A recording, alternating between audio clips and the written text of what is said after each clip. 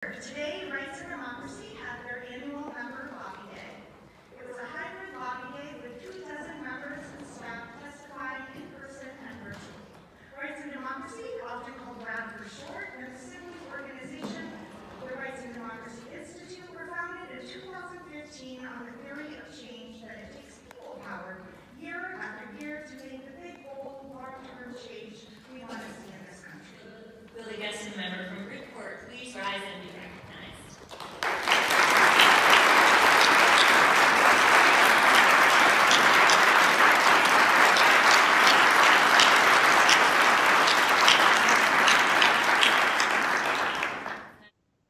Hi, good afternoon, Chair Hardy. Good afternoon, Vice Chair Tanya, and all the committee members. My name is Angela Lawrence. I am currently homeless. I am a mom of 2 boys. Some of you might know me as making history as being also an elected official, just like you guys, as being the first Black woman high bailiff in the state of Vermont. I do wear many, many hats here in Windham County. I just came here to tell you guys my story, my current story right now. As you all know, we are struggling. I am homeless. We're living off the car with my 2 boys, my 7-year-old and my 3-year-old. And like Tom said, my injured spouse. My spouse is a carpenter. He got injured about 2-3 weeks ago. Fell and broke a rib and had a laceration on his liver and a punctured lung. So he was the only income. We were a 1-income family. I was a stay-at-home mom because Vermont doesn't let us put kids in daycare or preschool until age 4. My child is 3, so with the income that we have, it's much cheaper to have one parent stay at home and the other parent work, unfortunately. So I have been going through the system, through either economic services, whatever system. It takes me about 3 hours to get to somebody with the hopes of having a stable place for my family and I. But come to find out 3 hours later, there's no place to stay. This is very unfortunately, me being an elected official, I need a stable place for me in order to perform my duties, appropriately. I'm sorry, excuse my, but this system is fucked up. I'm really sorry about my language. It's really messed up.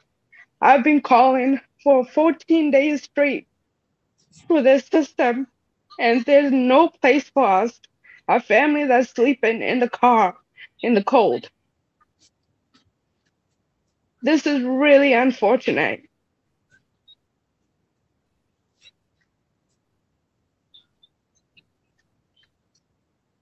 I'm sorry.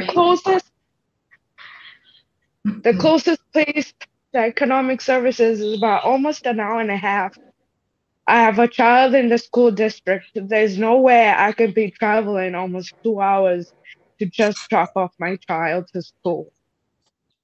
I am trying to stay close just because my child can get the education that he deserves.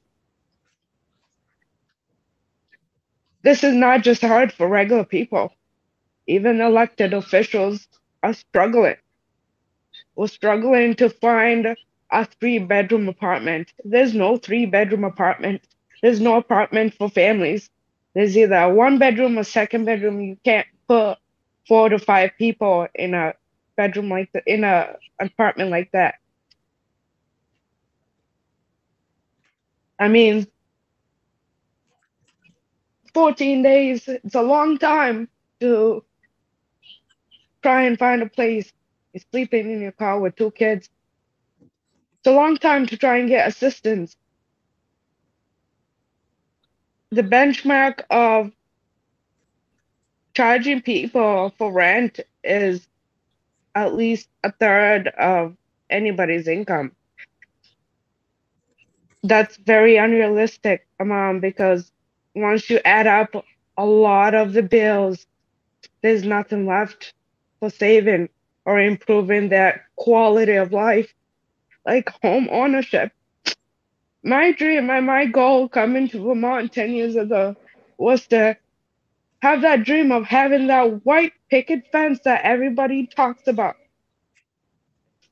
I immigrated to this country 21 years ago from Kenya. That was my dream, to have a white picket fence, but you can't do that. It's impossible to do that, especially being a BIPOC person. It's very hard to do that. I want to keep my family in Vermont. In Kenya, I grew up with similar traits that Vermont has around a farm, milking cows, chasing the chickens. I want my kids to be able to chase the chickens around like I did when I was little. But we can't do that. Vermont families are having their lives squeezed out of them by greedy out of state real estate investors that have no interest in the well being of Vermont families or Vermont communities. This is a affects Vermonters of people of color especially. I testified the same issue 2 years ago, and yet I'm coming back 2 years later. 2 years before I was housed. 2 years later, I am homeless. Nothing has changed. We elect the officials because they promise us they're gonna change. They're gonna do what they're telling us they're gonna do during their campaign. The Democrats have now the majority. We need change. We need housing.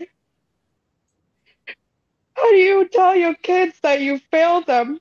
How do you explain that to them? You don't put them to bed. You don't see them waking up in the morning because somebody else has volunteered to house them.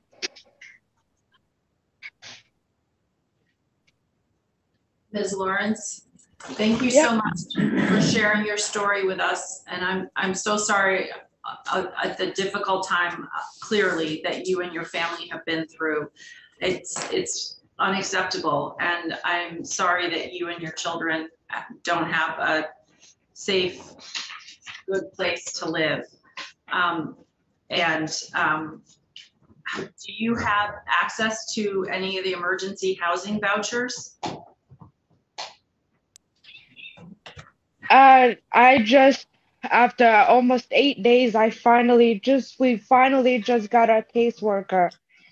After 8 days searching for a caseworker, and we finally got one, and I'm supposed to meet with her at 3 o'clock today, and hopefully she can help. But that's what I've been doing every day, twice a day, on the phone, 3 hours, going through emergency housing phone calls for 14 days straight now, and nothing. My name is Mia Schultz, and I am the Education Justice Organizer for Rights and Democracy in Vermont. Before I begin, I wish to share a land acknowledgement with the committee.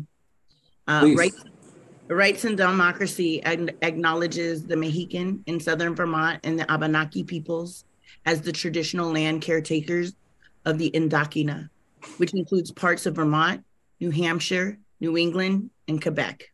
And as guests on unceded territory of the Mohican and Abenaki peoples, we honor their ancestors, elders, and relations past, present, and emerging. We also acknowledge that our nation has benefited from the uncompensated and exploited labor represented in the legacy of slavery and the present day reality of migrant farm workers. Thank you. So Rights and Democracy, which we call RAD for short, and our sibling organization, the Rights and Democracy Institute, were founded in 2015 on the theory of change, that it takes people power year after year to make the kind of big, bold, long-term changes we want to see in this country. And our members are from all walks of life, intergenerational, multicultural, activists, organizers, but most importantly, passionate fighters for true social justice and meaningful change in our communities and across the state. Our current systems are rooted in historic oppressions, deeply dysfunctional and fragile.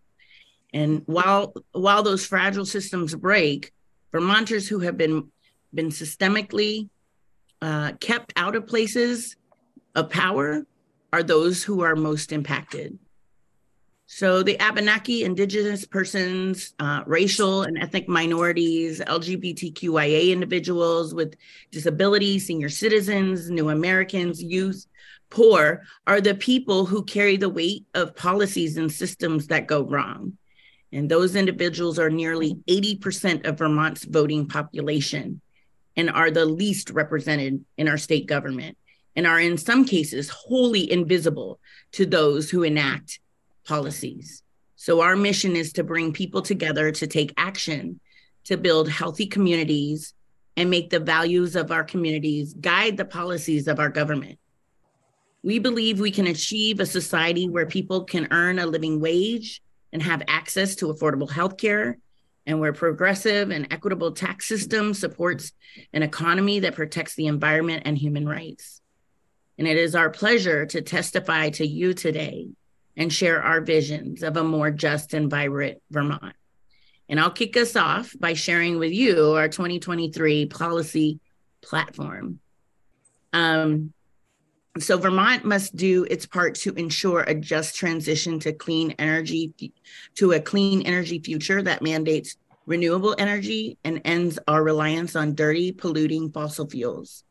And we must guarantee that everyone benefits, especially Vermonters who have been most impacted by past and current harms. And that's why this year we are supporting the passage of S5, the Affordable Heat Act, while still calling for greater equity provisions within that bill. We are also supporting to reform renewable energy standard and ensure that Vermont can get to 30% in state renewable energy and 30% regional renewable energy in the next decade.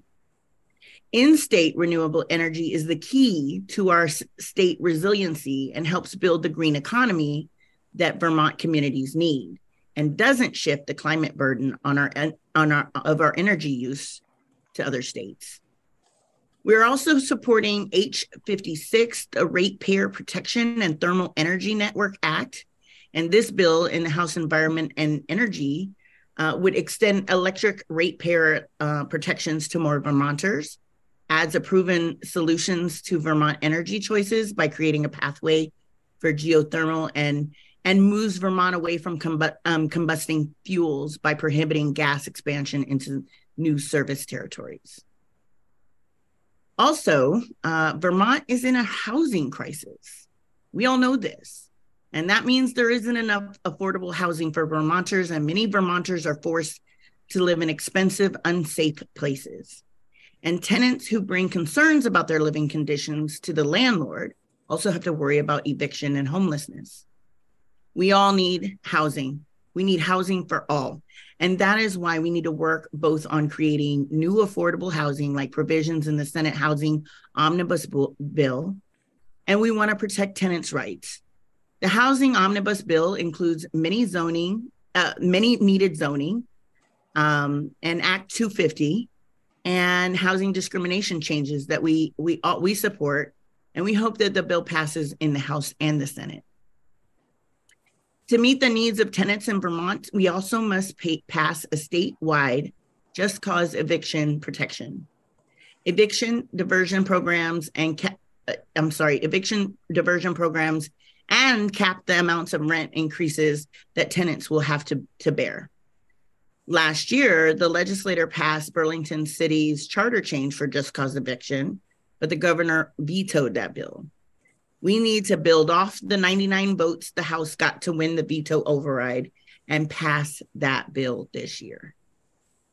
We also need to ensure that Vermont has all the data it needs to accurately track our rental market, including where the units are, who owns them, the accessibility of the unit, and other pertinent information. Without this basic information, we will always be behind on understanding the true rental crisis, and it limits our ability to take action for Vermont renters. To achieve a just food system in Vermont, we must create equitable access to land, farming, and food.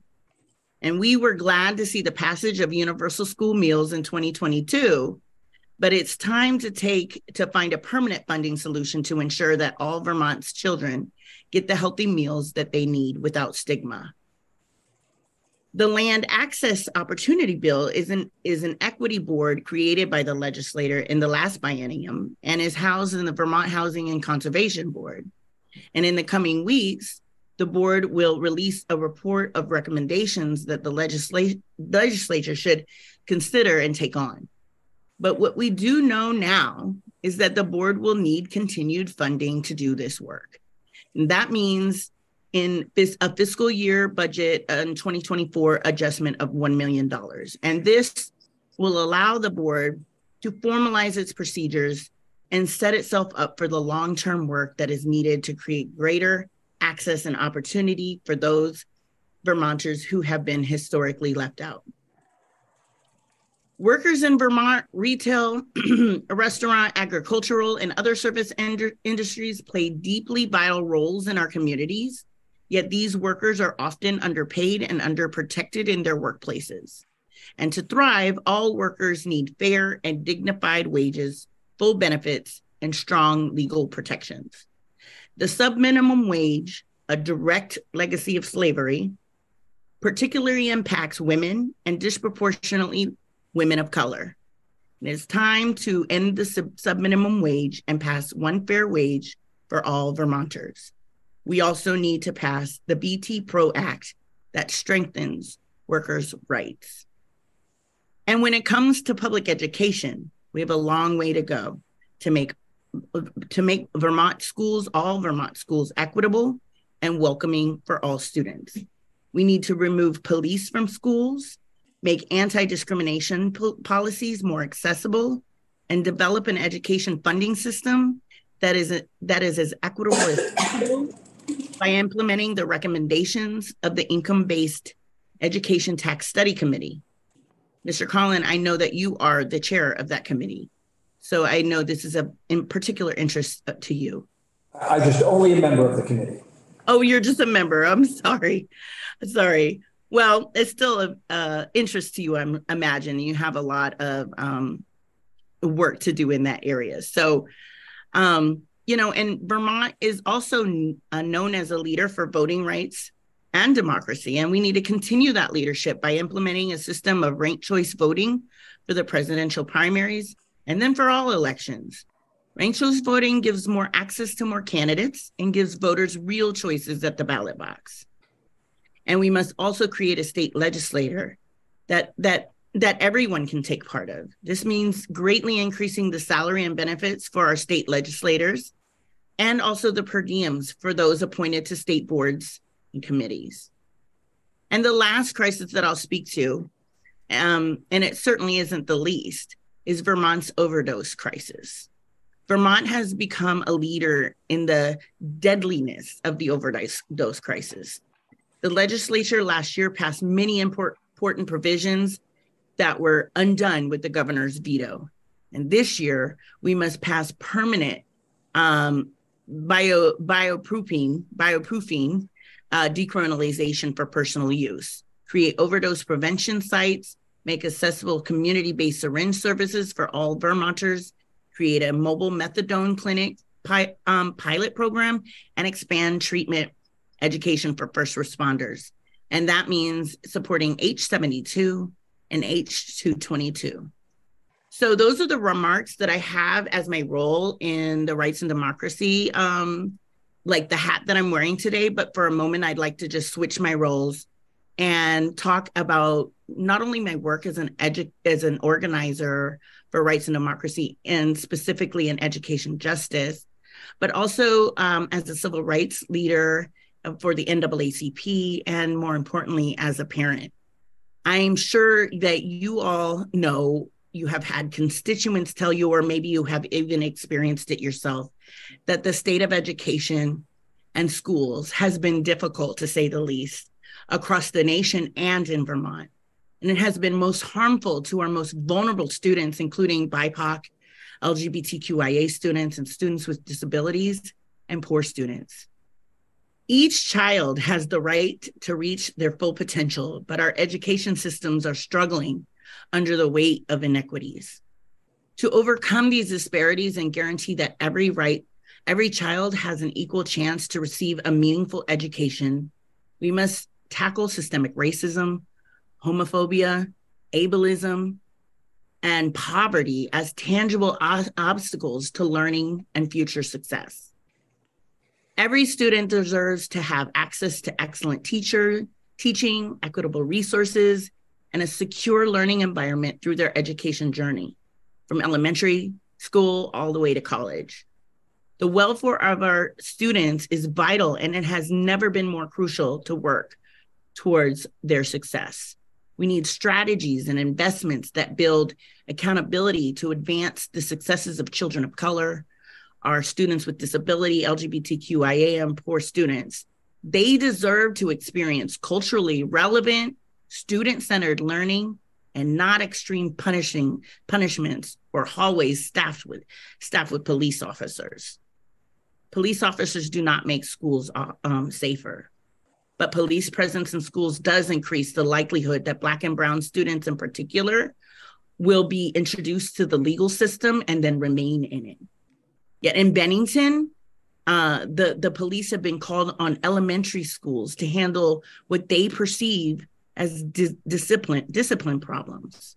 And in Randolph, in a recently local organized survey, 75% of students feel unsafe as a general rule in their school. Now, you'll be hearing today from two very important people who are in these schools, teachers, staffs, who pour their hearts and souls into Vermont children. And so I'm urging you not only to center and listen to their testimonies today, but to see it, to call it to action, to look for root causes that center the most vulnerable students and create policy that helps them help our future. It's so important for us at Rights and Democracy and me myself to lift voices of people. And today I'm joined by some of our amazing leaders and as also 24 other leaders in other committees. They're speaking their truths today, and we really do appreciate you giving them the voice and the opportunity to do so. So today, joining me are Rights and Democracy supporters and allies, Megan Morgan Puglisi and Teb Kelman. And we'll start with Megan. Thank you to the House Education Committee and Rights and Democracy for welcoming me today. My name is Megan Morgan Puglisi. I'm a national board certified teacher. I train educators in restorative practices. I serve as local union president, and I've taught high school math at Mount Anthony Union High School for 11 years. As I'm sure most, if not all of you know, Bennington is one of the most economically depressed areas of our state. We have many students experiencing extreme trauma as a result of the opioid epidemic, poverty, loss, and other situations. Some of our elementary schools are in severe crisis. On a daily basis, staff are hit, kicked, and assaulted. They have to evacuate their rooms to keep other students safe and resupply materials anytime a student destroys property. We have had over 80 injuries at one school alone. While the schools try to implement restorative and other interventions, they lack both the staff and the time since they're constantly putting out fires. As a result, schools have fallen back to over-policing our students, in turn inadvertently harming our most at-risk students. Our school-based clinicians in each building are at capacity. The district was headed this way long before COVID. COVID just delayed the crisis point for 2 years. Teachers and support staff have quit mid-year because of these conditions, and we started the year with far fewer educational support professionals than we need. So here's what we do need. 1, we need more funding for clinician and wraparound services, including affordable health care with mental health services, affordable housing, and an extension to the hotel voucher program to help our many homeless families. We need more community schools where students can access doctors, dentists, and other services, and families can access job and parenting support. And we need the state to provide the funding for those resources. We need higher wages, especially for our educational support professionals. Our ESPs are not paid a livable wage and have been fighting to get salaries increased. Over 55% of our ESPs do not take the district offered insurance because they simply can't afford it. We have no subs, and they won't raise the sub pay because it would cause them to be paid more than our ESPs. Teacher salaries in our district, one of the largest districts in the state, remain lower than most other districts in Vermont. We lose staff every year to surrounding districts and states, and it's incredibly difficult to attract new teachers and retain the ones we have. And we know that retaining good teachers is what our students deserve. And statistically, teachers who stay at a particular school and are experienced are the ones that our students learn the most from. We need more staff so we can provide the supports our students need. And our school boards remain reluctant to increase school budgets because residents can't afford our rising property taxes. So perhaps most importantly, we need the state to rethink how it funds education. Tying funding so closely to property taxes sets educators and schools against residents. They blame us for property taxes going up. School boards won't raise our salaries to the levels necessary to make our district desirable because they don't want to antagonize voters. And money is part of the reason why our district will not admit that we don't have the resources to serve some of our students. If we did, we would have to pay tens to thousands to hundreds of thousands of dollars to send them somewhere else. And we simply don't have the money. I teach because I love my students and my colleagues. My colleagues do the same. Our staff return every day because of our students and colleagues, but conditions are making it harder and harder to keep going. Self-care isn't enough. We need structural change. COVID gave us the opportunity to reconsider how we do school, but we missed the chance. I think Vermont is brave enough to rethink education altogether. We just need to do it. So thank you for your attention. So once again, I've come in at Randolph Union High School. This is my 12th year here or something along those lines. And I'm going to echo a lot of the same themes that Megan was talking about. I think the staffing crisis that she's alluding to is something that I think is very much something that we're dealing with at Randolph as well. And I'm also a local union leader, and certainly in my conversations with counterparts in other schools, it seems like this is extremely widespread. But it has a lot of different kinds of on-the-ground effects. I think the very similar situation where we just can't get substitutes in here, and the result of that is that on a given day, I'm sorry. I'll get to that. Kevin. But yeah, on a given day, there's a tremendous amount of chaos because, at 7:30 or 7:45 on a day when classes begin at 8, pretty much every single day, we are having to, our front office person is needing to send out emails wondering who can give up their planning period to cover this, that, or the other thing.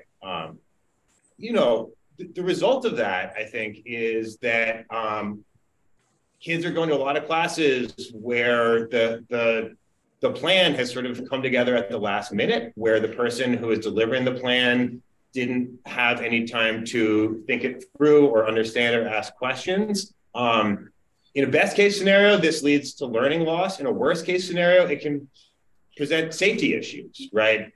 Whether that's the students, the adult who's working with students not knowing those students, not knowing what they need. And then, of course, when there are disruptions, which I'm going to talk about in a moment, just the ability for us to have kind of consistent and effective protocols to keep people safe is much more difficult. The subs are one piece of that, but as you probably know, there are something like 1,000 unfilled positions statewide in schools, right? So I just want to paint a picture of kind of the microcosm that we've been talking about today being a much bigger and more widespread problem.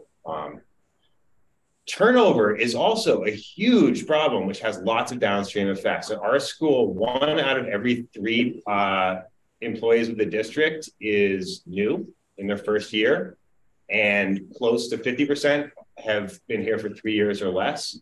And not, I think that many of those individuals who are new are valuable professionals with a lot to offer, but the institutional knowledge that's lost and the continuity that's lost, and frankly, the huge amount of money that is wasted in professional development that then goes out the door with such high turnover, again, is hugely damaging to our ability to follow through with things. And I think, as my students will probably attest, the result of that is like a lot of basic systems that should be in place that are still not totally in place, right? Whether that's our grade book software not behaving as it should be, whether that's, having classes where because your teacher was sick, learning doesn't happen because you just got to go to the library and, do your best. And then I think staffing shortages in some critical areas also that have very specific impacts on students. Several students, I asked them to write about what's the biggest thing you would want the committee to hear. Talked about the fact that there aren't enough counselors, right? At a time where, as I'm sure you've been reading about, student mental health is at a crisis point. And the result of there not being enough counselors or other resources that students need is a lot more behaviors. How many of you guys wrote about issues with bullying or students out of control and not being addressed? I don't know if you can see all the hands in all the corners of the room, but Kylie would like you to know that is a major concern. So I think that's a big piece of it. I think another theme that has come up for us a lot is just the physical condition of our school is demoralizing. At Randolph, we lost more than 3 weeks of instruction earlier this year when our boiler stopped working abruptly, and due to the fact the state did not grant us a waiver to continue remotely, we're just 3 weeks behind on instruction and still trying to figure out how we're going to deal with that. And the options that have been proposed aren't great, right? Things like going to school on weekends or over breaks or later into the summer, all of which I think for many students and many families and many teachers are like hugely disruptive to our plans and not necessarily going to get us 3 weeks of learning, right? Kids are not as available for learning at times that they believe that they're going to be on break. So I think, again, this is what's happened at our school, but I know there are issues with physical plants all over, right? The PCB testing that's beginning in places like Burlington, and I hear now Cabot too, similarly, right? So I think, again, many of us work and go to school in institutions that were built in the 1960s, and unsurprisingly, institutions that have built in the 1960s and have not seen a level of state investment to maintain them and keep them up to snuff are beginning to crumble. So we're losing time, we're losing class time. Does anyone want to talk about what the bathroom situation is like at this school right now? There are no bathrooms. For the boys. Yeah. All the boys' bathrooms in the schools are locked due to students vandalizing them. And so there's no one to use a bathroom. But that's because you guys aren't listening to us. And a project's done. So I don't know how well you're able to hear that, but we have a huge issue, and this is probably year 2 or 3 of there being just literally not enough open bathrooms for the number of people we need. I would say one of the big issues is also that we have a huge staffing crisis in our custodial department, because again, the wages that are being offered for custodians as well as other, wage workers, paraeducators, front office staff, kitchen staff are less than what people can get at Shaw's or McDonald's. And unsurprisingly, when we're not offering competitive wages, we're having trouble finding people who will stick around and ensure that, that this kind of maintenance work is getting done.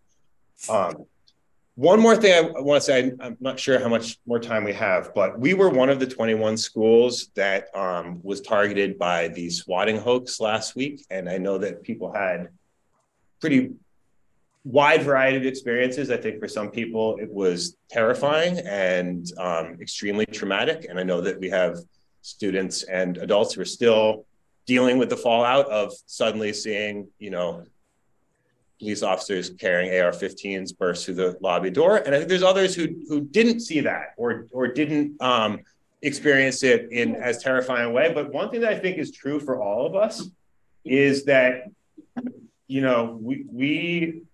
we are in a place where for many reasons, I don't think there's a widespread belief that school is safe, right? And for some, that's about the threat of armed intrusion. But I think for a lot of people, it's about other things as well. It's about the threat of racist or homophobic or transphobic bullying. For some, I think it's about just not being confident that like the school is in a physical condition to give kids what they need, and that can lead to volatile outbursts or behaviors that aren't getting managed. So I guess where I want to end up is, I think that there is hopefully, I think a lot of interest in school safety this legislative session. I know there's a bill coming out of the AOE, which is focusing on tightening up safety protocols. The message I would like you all to hear about safety is that we need so much more than simply a better plan for managing a disastrous event like an armed intruder. We need to be proactive about making schools safe.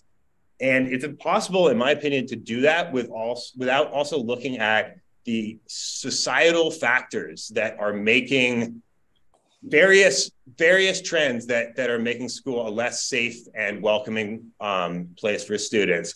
And yeah, maybe part of that is about school security, but it's also about making sure that our social safety net is more than just the school. I think that part of what's going on is that schools are seeing what happens when our society is failing to ensure that all families have access to the basic needs that they need to meet. And so I think that school safety is not just about preventing casualties in a mass shooting. It's also got to be about making the profession of teaching and other school worker professions attractive enough and supported enough that people want to stay and do the work. It's about making sure that all the families we serve have access to healthcare, especially mental health care. I just read an article that 30,000 Vermonters are about to lose their Medicaid coverage due to the sunsetting of a federal program. I'd like to know what the legislature is going to do about that, because that sounds like a ticking time bomb as a teacher, right? To imagine that 30,000 families across the state are suddenly going to be unable to access vital healthcare services, including mental health care.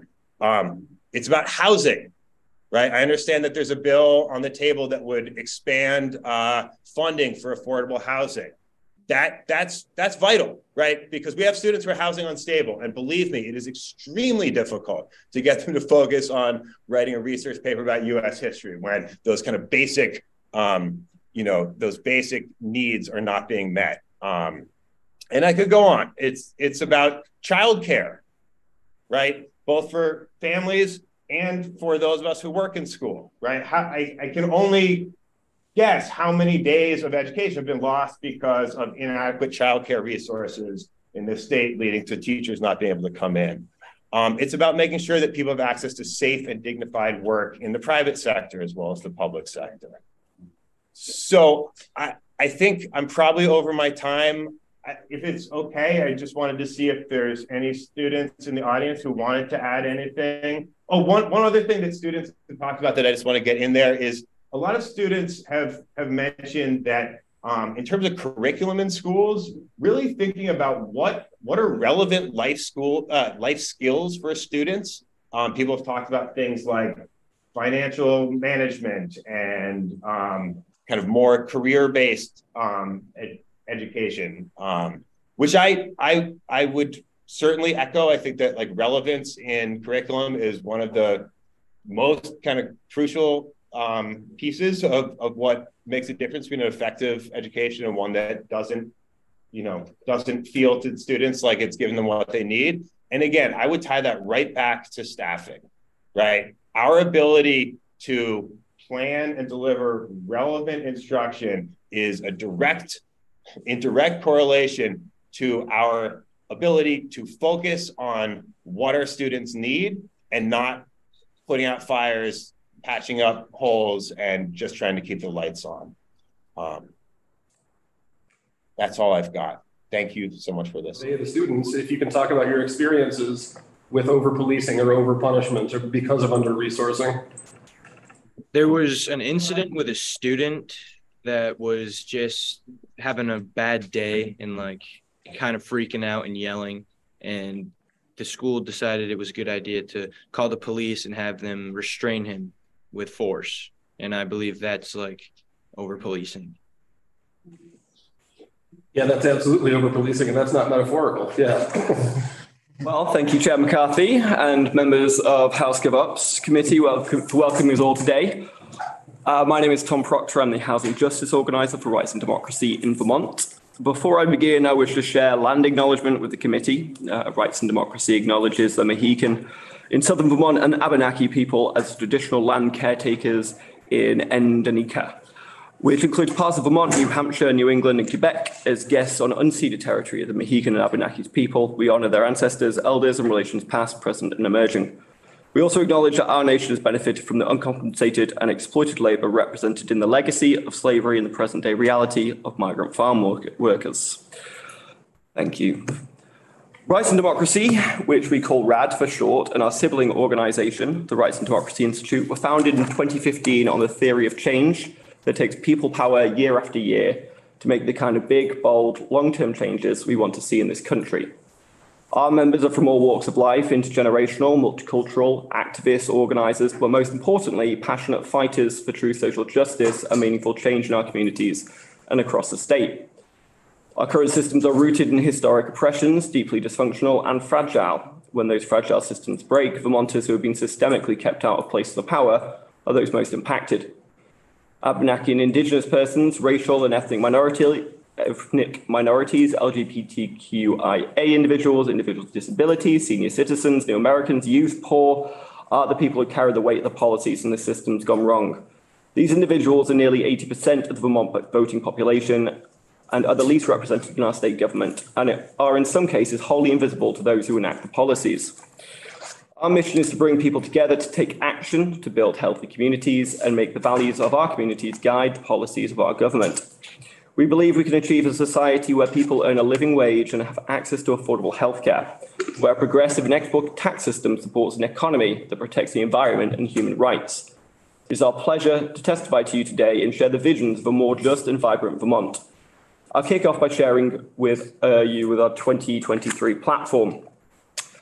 Vermont must do its part to ensure a just transition to a clean energy future that mandates renewable energy and ends a reliance on dirty, polluting fossil fuels. And we must guarantee that everybody's benefits, especially Vermonters, have been most impacted by past and current harms. That's why this year we're supporting the passage of S5, the Affordable Heat Act, while still calling for greater equity provisions within the bill. We are also supporting efforts to reform renewable energy standard and ensure that Vermont can get to 30% in state renewable energy and 30% regional renewable energy in the next decade. In state renewable energy is the key to our state resiliency and helps build the green economy that Vermont communities need, and doesn't shift the climate burden of our energy use to other states. We are also supporting H56, the Ratepayer Protection and Thermal Energy Network Act. This bill in House Environment and Energy would extend electric ratepayer protections to more Vermonters, adds a proven solution to Vermont's energy choices by creating a pathway for geothermal, and moves Vermont away from combusting fuels by prohibiting gas expansion and new service territories. Okay, my part. Vermont is in a housing crisis, so we all know this. This means there isn't enough affordable housing for Vermonters, and many Vermonters are forced to live in expensive, unsafe places. Tenants who bring concerns about their living conditions to the landlord also have to worry about eviction and homelessness. We need housing for all. That's why we need to work both on creating new affordable housing like provisions in the Senate Housing Omnibus Bill. And we also need to protect tenants' rights, and in fact, create new tenants' rights. The Housing Omnibus Bill includes many needed zoning, Act 250 and housing discrimination changes that we support and hope that the bill will pass the House and Senate. To meet the needs of tenants in Vermont, we must also pass statewide just cause eviction. Municipal just cause eviction charter changes that have been democratically approved by local voters and will come to this committee when they pass in those local areas.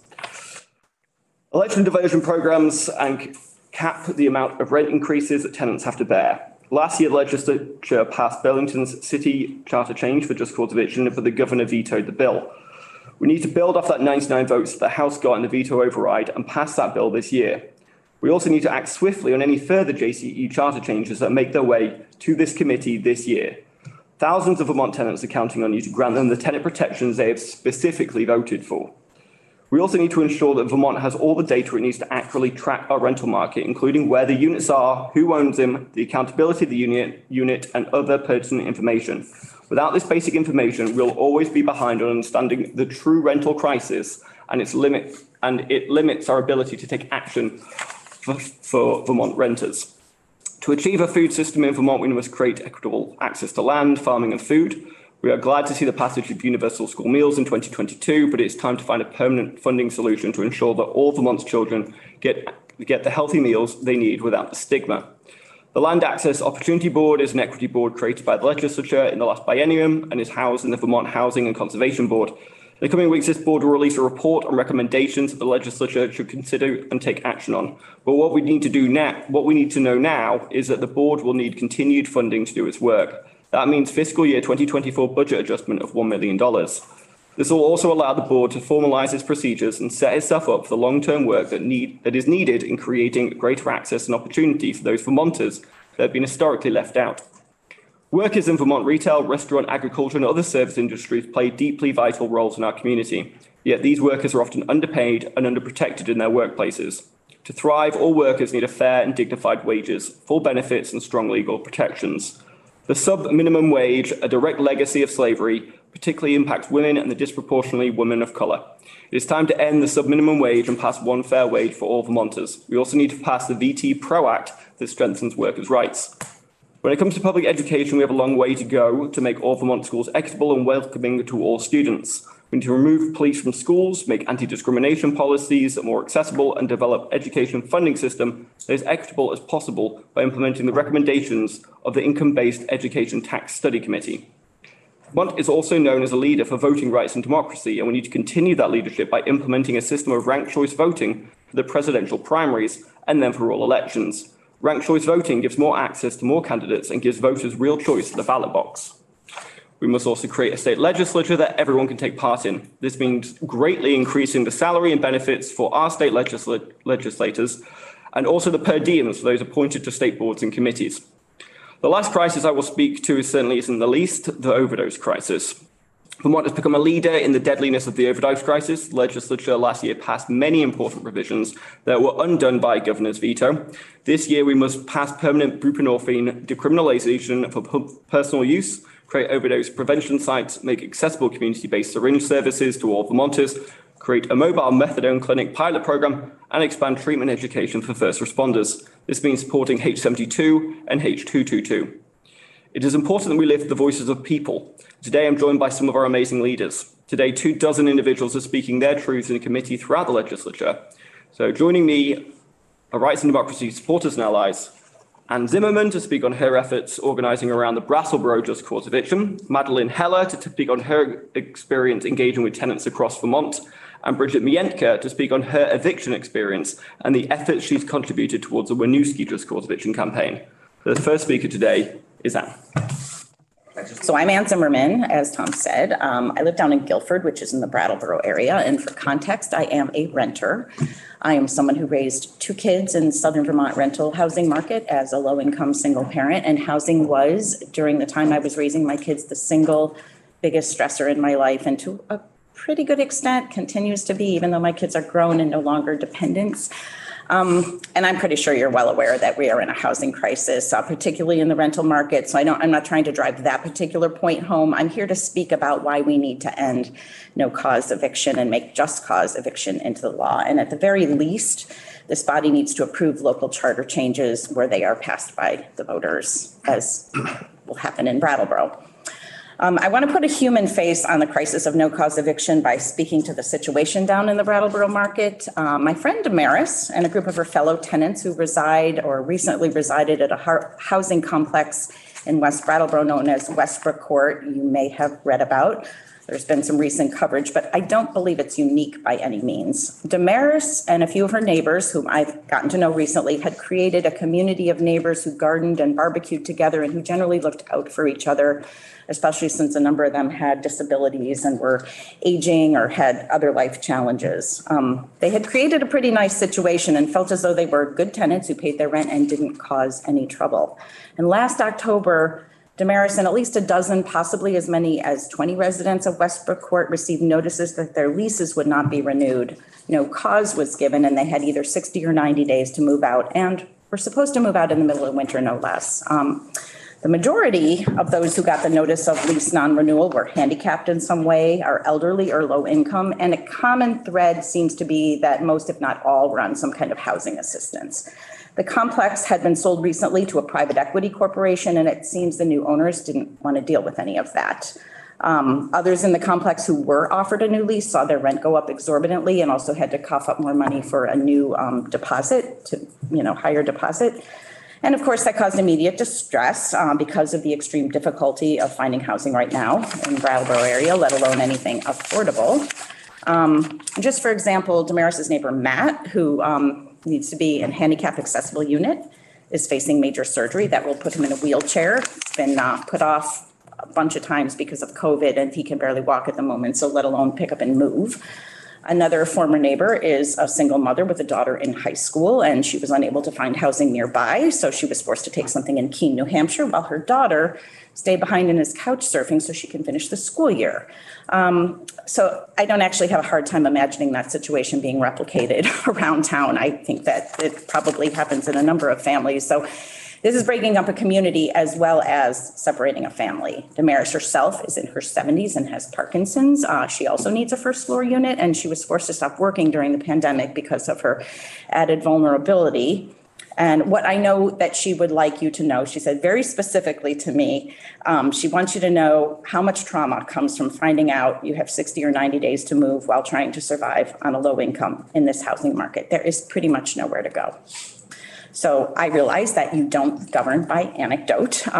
There's so many stories from down where I live that it's important to me that these people are real to you. A pretty good friend of mine has been couch surfing for months when she was told she needed to vacate her apartment because it was for sale. So she vacated her apartment, and rather than the building being sold, another tenant moved in paying higher rent.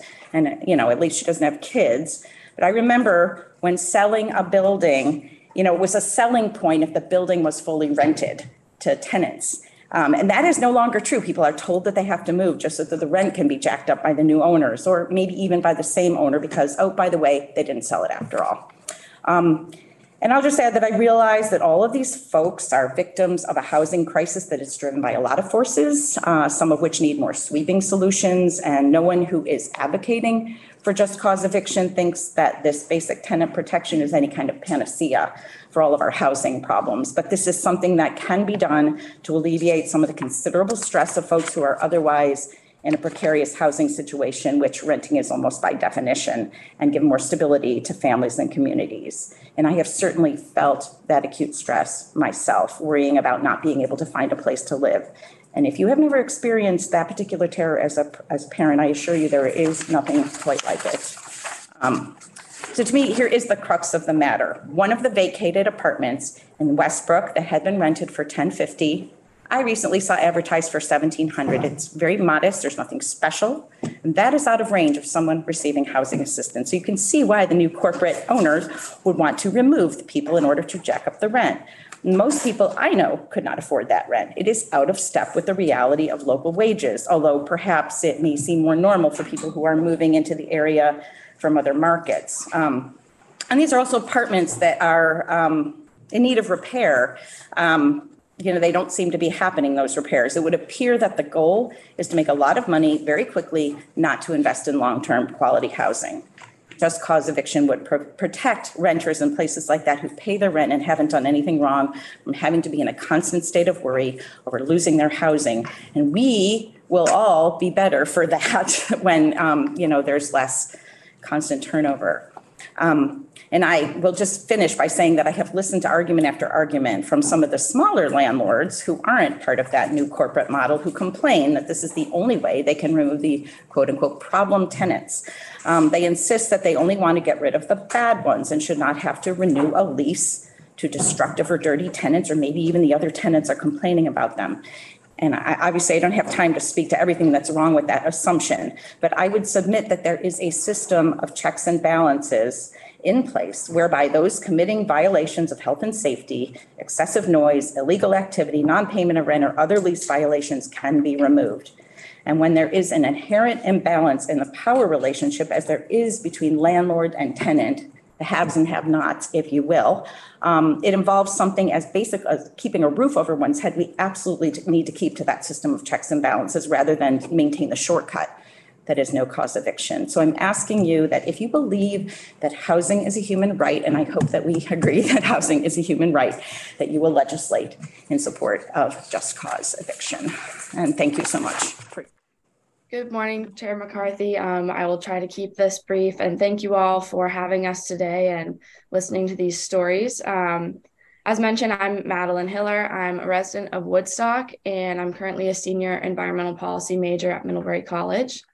This past semester, I had the opportunity to work with RAD to combat the split incentive issue by creating a policy proposal that would incentivize Vermont landlords to weatherize their units with no further financial burden on tenants. However, while doing this research, my peers and I realized that there are two key steps that must be taken before implementing a weatherization policy. And so first, we really need to pass a statewide rental registry and a just cause eviction standard, as Anne mentioned. Establishing the rental registry is important because it creates built-in accountability for property managers and landlords, plus gives lawmakers such as yourselves better insight into the reality of the housing crisis in Vermont. And the just cause eviction standard protects tenants from unfair and retaliatory evictions, as it requires landlords and property managers to have a legally allowable reason to evict tenants. Additionally, just cause eviction measures also protect good landlords from bad tenants. So with just cause eviction, landlords can still evict for non-payment, breach of lease, or breaking of tenant obligations. And I just wanted to reiterate that you will all be receiving any just cause eviction charter changes that pass in March, as Tom mentioned, and we'll also be working with the Burlington Just Cause Eviction Charter change in the near future. So without tenant protections, almost 30% of Vermonters live in fear that at any moment their landlord can arbitrarily evict them. And just cause eviction standards will allow tenants not to be fearful to report code violations or landlord harassment because they know that they will be able to stay in their home and not be evicted at the end of their lease. I recently had the privilege to speak with a tenant in the Burlington area who had to couch surf for 1 year. And after being forced to move from their home and live day to day, not knowing where they may sleep the next day, this tenant felt very stressed and disorganized. She felt that she could not be fully present at her job, could not focus on her relationships, and did not have time to take care of herself. When she ultimately found an apartment, she was afraid of pushing too hard for the property manager to do the right thing because she did not want to be evicted for simply asking for an infrastructure or utility fix. She also felt uncomfortable addressing these issues out of fear of experiencing the anxieties that couch surfing had added to her life the previous year. So for other tenants experiencing the same reality, unjust evictions could lead them to losing their jobs, leaving their community, splitting up their family, moving to a different state, or even becoming homeless. And the desperation of needing a roof over your head should not override having a quality living situation. Having a quality living situation should be and is a fundamental human right. And with just cause eviction standards, tenants will not have to fear the power dynamic between themselves and their landlord. Instead, they will be empowered to advocate for themselves and address whatever issues there may be with their living situation. Finally, I'd like to finish up with a story, a recent eviction that happened in Brattleboro. Just 2 weeks ago, a resident of Brattleboro and her family were evicted from their home, and this was during that cold snap that we had with negative 30-degree wind chills. So the landlord had shown up unannounced in 2022 to the home and decided that the house was too messy and that the tenants were not abiding by the contract. So in Vermont, a landlord must give 48 hours notice before going to inspect a property. And this landlord decided to evict the family after she broke the law by arriving to inspect this house without prior notice. So when they got the eviction notice, the tenant immediately began searching for housing and had been looking since August of 2022. However, due to the lack of affordable housing for families in the Brattleboro area, they could not find anything that would accommodate them. So the tenant, her husband, and their children, who are 7 and 3 years old, are now living in a motel until they can secure another place to live. Throughout the eviction process, her only hope has been to have a roof over her head, somewhere she can properly raise her children and build a true home. So I'm asking you all to really take these stories into consideration. And it is clear that this is not the only family that is going through this. A tenant in Burlington is definitely not the only tenant who has had to couch surf in that area or be stressed about when they can find new long-term housing. So I urge you all to seriously consider this new legislation and help these people who should have a roof over their head and deserve to have a roof over their head. Thank you. Thank you. Good morning. This will take about 2 minutes, and that should bring us right to our 15 minutes that we were allotted. I'm here today to talk about my support for just cause eviction. As a Vermonter who works in affordable housing, who has been campaigning in Winooski, knocking on doors, talking to renters and homeowners, there's a lot of support out there for just cause eviction. People want to see it become policy. I am someone who's been personally impacted by a no-cause eviction. Last year, my husband and I received a notice that we were being no-cause evicted from our rental. The notice stated we had 30 days to vacate and offered no explanation whatsoever. Let me be clear, we were rule-following, rent-paying tenants. We were not problem tenants, and the motivation was an egregious rent increase. It's painful for me to even talk about the months that followed the eviction, and going through a no-cause eviction is destabilizing and traumatic. We went from being a happy, active family to being completely stressed out and anxious overnight. It impacted our mental health, our work, and literally every aspect of our lives. My husband and I weren't even sure if we were going to be able to stay in Vermont when we were going through our no-cause eviction. There's so little housing available, and I'm not just talking about affordable housing, I'm talking about any housing.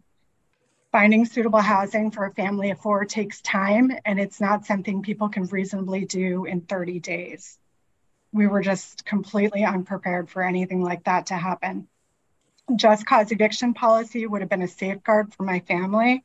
It would have protected us from the undue stress and hardship of facing an unjust eviction. Nothing could have prepared me for the idea that one day, apropos of nothing, I would get a 30-day eviction notice. There's no reason for that. It's senseless, and yet it's a common practice in Vermont. We need to do better. My children are 8 and 10 years old, and it was impossible for my husband and I to hide our stress from them, so we didn't. We talked to them about what was going on, and we taught them that everyone deserves a decent place to live and that housing is a human right. So my children also have a message for you today. They would like you to please support just cause eviction so that nobody has to go through something as unfair as a no-cause eviction now. We're homeowners now, thanks in large part to a VA loan, but the last thing I want to do is close the door on my way in. My family did not become homeless, but others will not be so fortunate. Vermonters need tenant protection laws, and Vermont renters deserve safe and stable housing.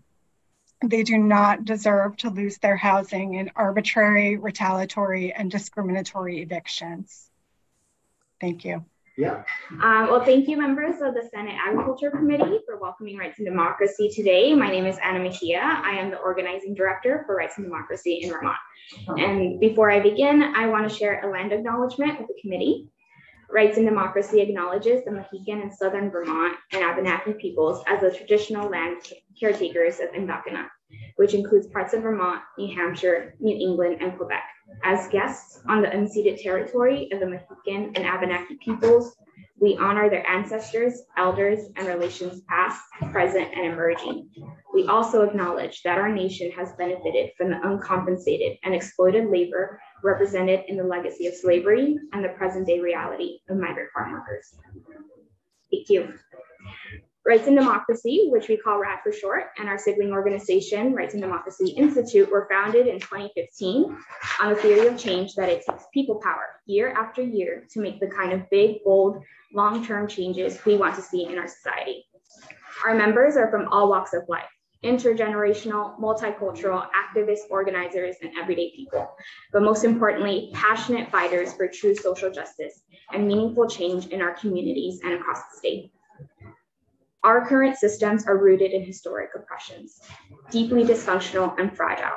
When those fragile systems break, Vermonters who have been systemically kept out of places of power are those most impacted.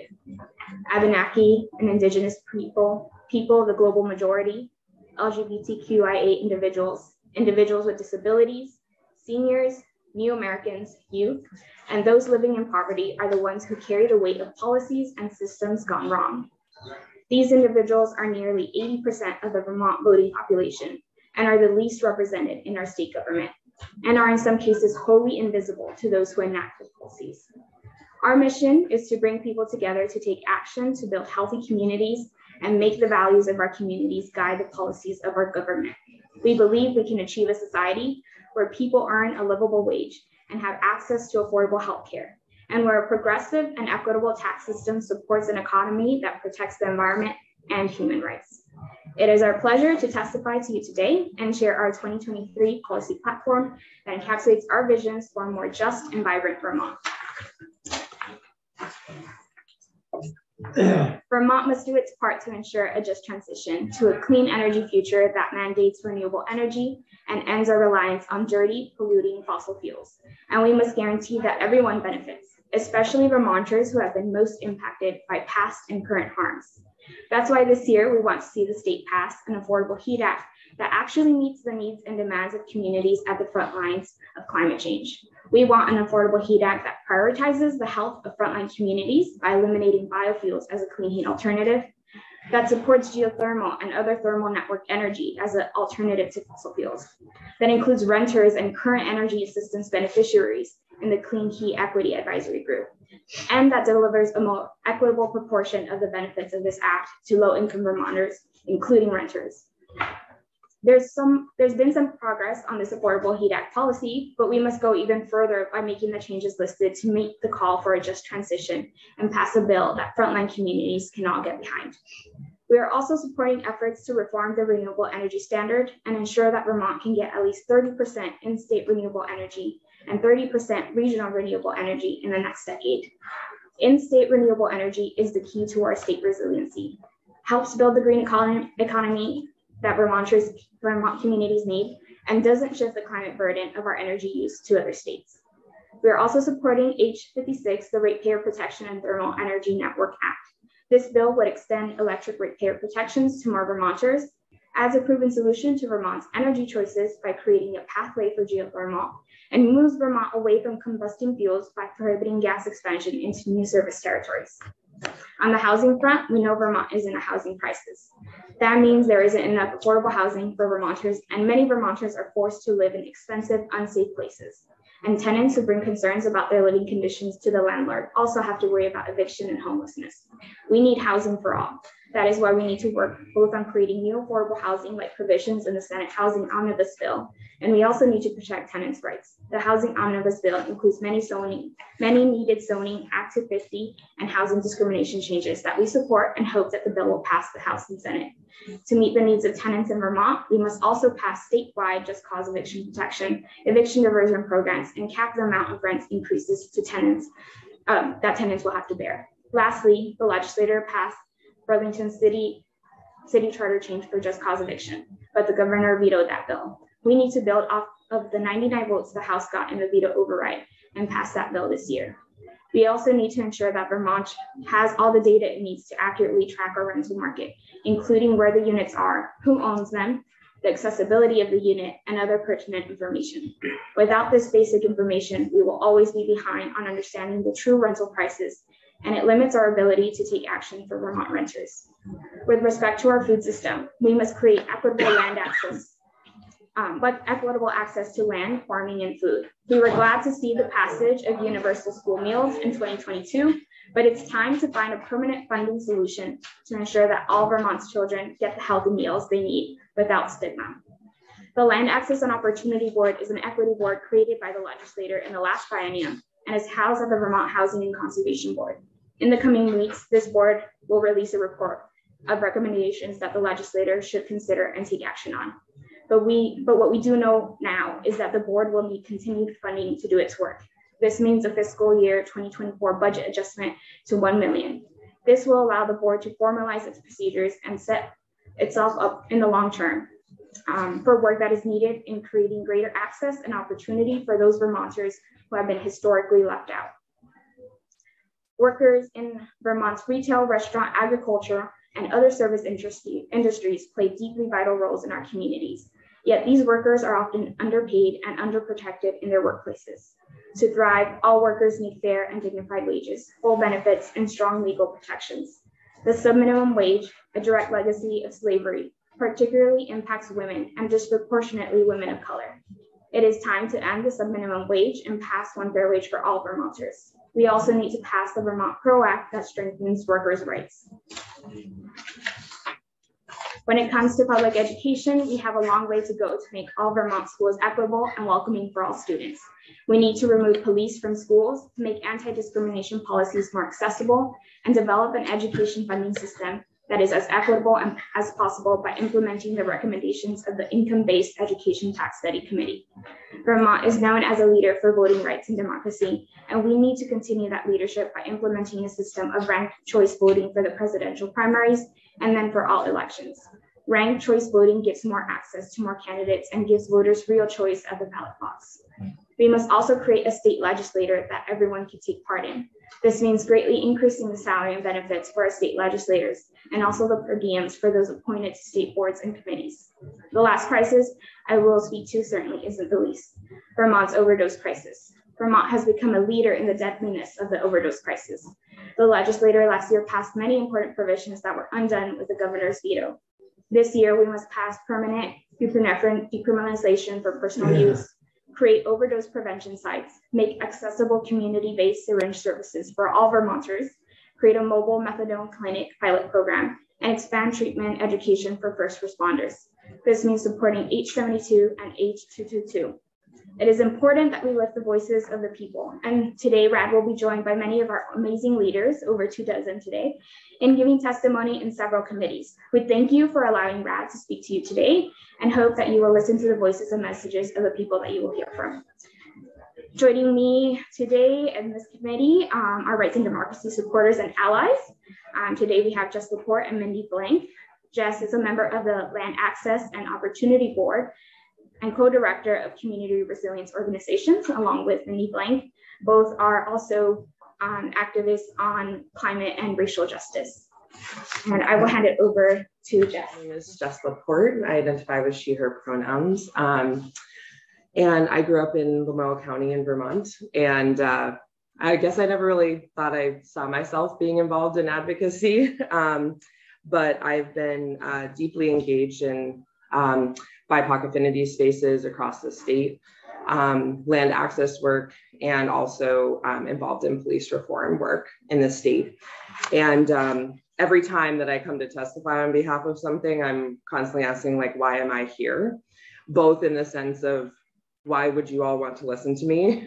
And also, why am I here to represent this work? And so I just want to acknowledge the privileges that give me the capacity to be here, that aren't shared by all of the folks that I'm truly engaged in this work with. And I know Anna would echo the same for RAD, right? We send representatives, the people who have the time, the capacity, and the resources, but also who might be maybe a little bit more received when we think about the way that our policies and even our government functions. Just showing up here today was a little bit of work. But I want to speak on behalf of the Land Access and Opportunity Board. I'm curious if you all are familiar with the board that was created in the last biennium. I'm not really. Great. I'll start there then. Well, and I think that is actually really indicative of this process, right? Is there's so much happening in the State House. There's a lot created. And this is an example of a board that has the opportunity to collaborate with many, many departments and different branches of the legislature to move forward agendas around equity. And I think it's something that many of our departments who are actually named in the section of Act 122 that created the board, many of those departments, the Vermont Housing, Affordable Housing, and even the Working Lands and all of these different things, they have these equity goals. And everyone is kind of working across different parts of the government and the state to move forward these equity agendas. And the Land Access and Opportunity Board is an opportunity for the legislature to consolidate those. So I just want to read the intent statement, and I would really encourage you to refer to it and to think for your committee, how would this board partner with either somebody who's presenting something else related to equitable land access to you all, and you're trying to maybe work on a bill. The Land Access and Opportunity Board is an instrumentality of the state that will be available to set up programs and also to support programs that are trying to improve their equity work. So the intent of creating this body is to acknowledge structural racism and address prevalent wealth disparities by creating new opportunities to improve access to woodlands, farmland, and land and home ownership for Vermonters from historically and continually marginalized communities who continue to face barriers to land and home ownership.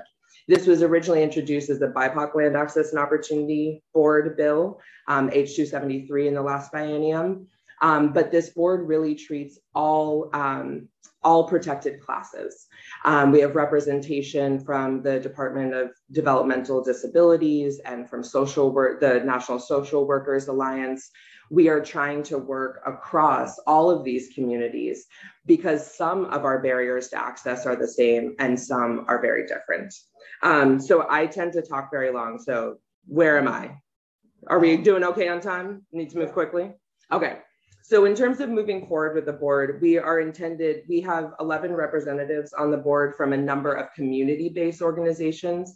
And I would like for you all to maybe consider this board similarly to the Health Equity Board that was created in the last biennium, in the first year of the last biennium, and the Environmental Justice Committee that was also created in the last biennium. All of these boards can work with your departments to implement some of the strategies that you're looking for, and with the right resources, and that's where the appropriations comes in, with the right resources can also be a partner in the truth and reconciliation process. When things are surfaced through truth and reconciliation, one of the boards or one of the bodies that could take action on housing and land related equity issues would be the Land Access and Opportunity Board. So our focus for this next year and the nearly $1 million appropriation that we're asking for is about capacity building for the board to be able to engage these community members in meaningful ways in this work on the state level. And we would really like to have the appropriation to engage in some assessment ourselves, while also recognizing that there's going to be deep work done by the Truth and Reconciliation process. So we don't need to replicate that, but we want to dig in specifically around housing. And we think that community engagement is incredibly important for that. Are there any questions?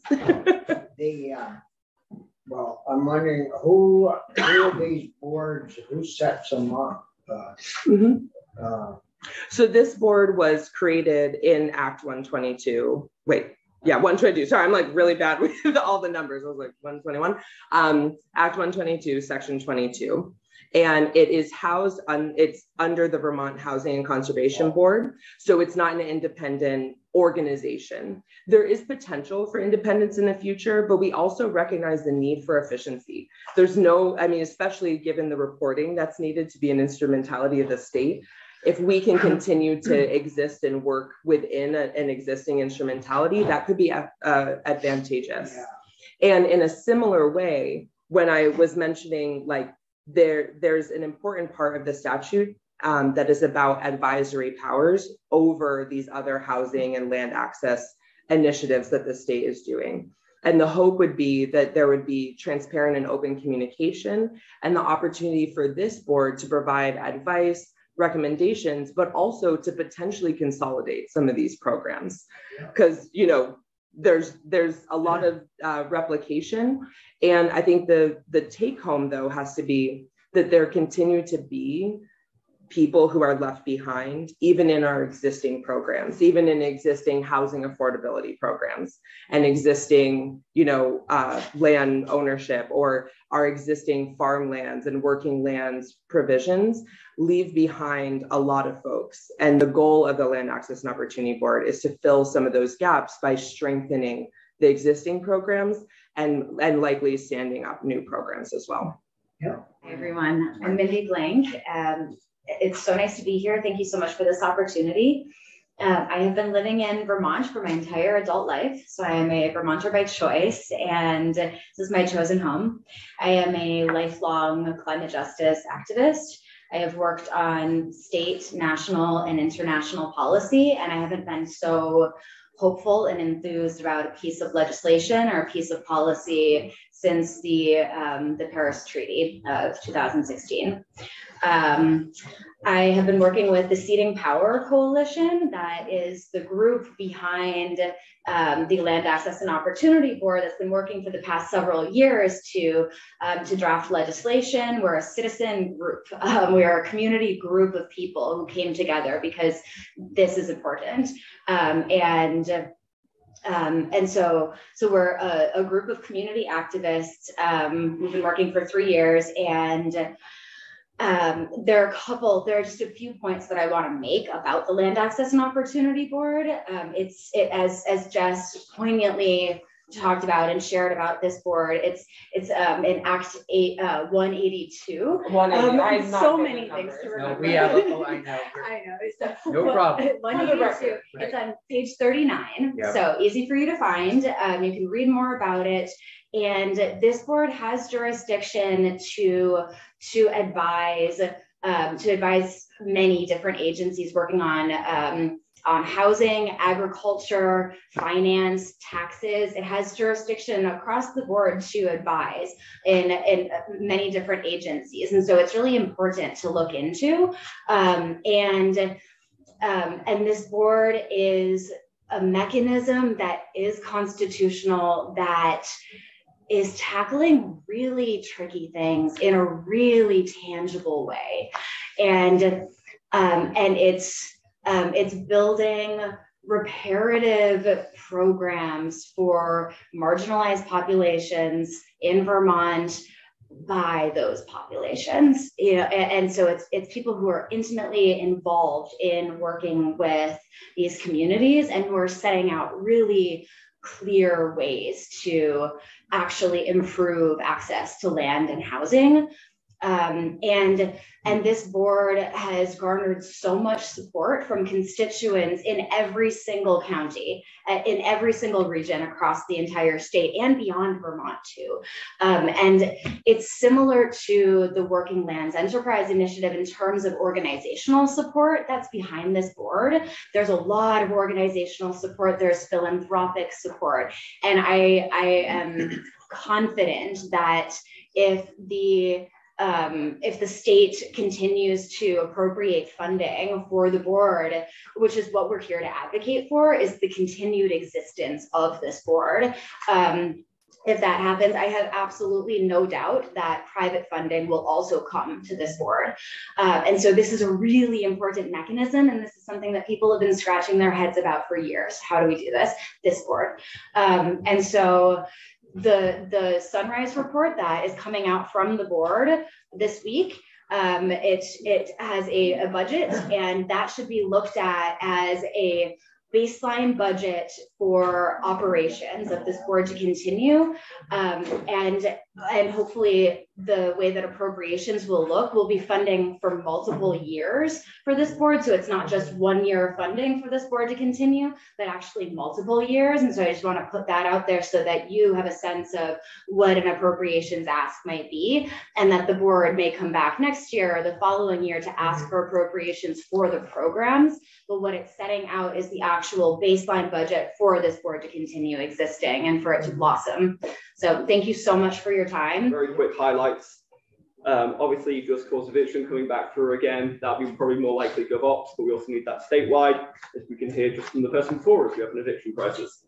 We're dealing with it with Burlington. It's our pilot. Yes, well, it's hopefully going to come through again. You know, we get on the ballot in Winooski and Brattleboro and both Essexes in the next 2 weeks. So fingers crossed it gets through. Okay. It's good to know which towns. Yeah, last Essex just came on board a couple of weeks ago. So four municipalities. Wow. We also need to be able to track our rental markets. So data collection in this housing omnibus bill would be greatly appreciated, because we don't know what we don't know. And I don't need to tell this to Senator Clarkson, who knows this full well. The Land Access Opportunity Board has been doing great work. It does need continuing funding. It means in fiscal year 2024, we need a budget adjustment of $1 million. As we'll hear in a second from some of our speakers, one fair wage is something that's really important. Our service industries are being gutted right now because of housing, because of inflation, because of the stagnation of their wages. We need to pass the VT Pro Act. We need an income-based education tax study committee and remove police from schools and make more anti-discrimination policies in schools. We need ranked choice voting. There's a laundry list here. We also need to start paying legislators properly, because as you guys all know, you're paid very poorly, and it does limit severely the amount of people that can actually sit in office. And we've lost a lot of people over the last few years because of other commitments to their time. Mostly because hence our bill.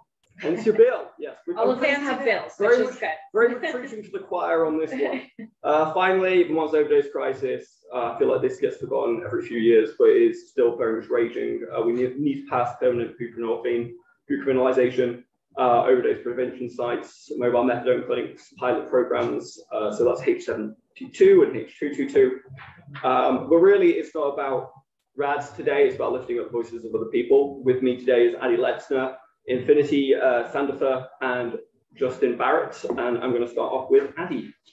Thank you so much for having us here today. I'm really excited to be able to speak to you all. So I'm just going to hop right into it because we have limited time. So I'm Addie Letzner. I live in Bennington. And I wanted to start off my testimony by just talking about Terry Huega, who in February of 2020 was a man experiencing homelessness who went to sleep under a bridge. It was 4 degrees outside, and by the time morning rolled around, Terry had lost his life. So I tell this story a lot, but I'm going to keep telling it until Vermont lawmakers take action to address the homelessness crisis. So when COVID started, everyone experiencing homelessness was in hotels, and I was really proud of Vermont. Motels aren't the solution to homelessness, but they provide immediate shelter need. So we must continue the GA motel program, fully funded at $21 million until at least June, so that advocates and legislators can work on affordable housing. I have always believed that this is the route to end homelessness. And Chloe Viner Collins, the executive director of the homeless shelter in Bennington, kind of affirmed this for me and gave me some insight into the problem. She told me that when I asked what would happen when GA ends, she said it's about to get worse than Bennington has ever seen. So this really struck me and just kind of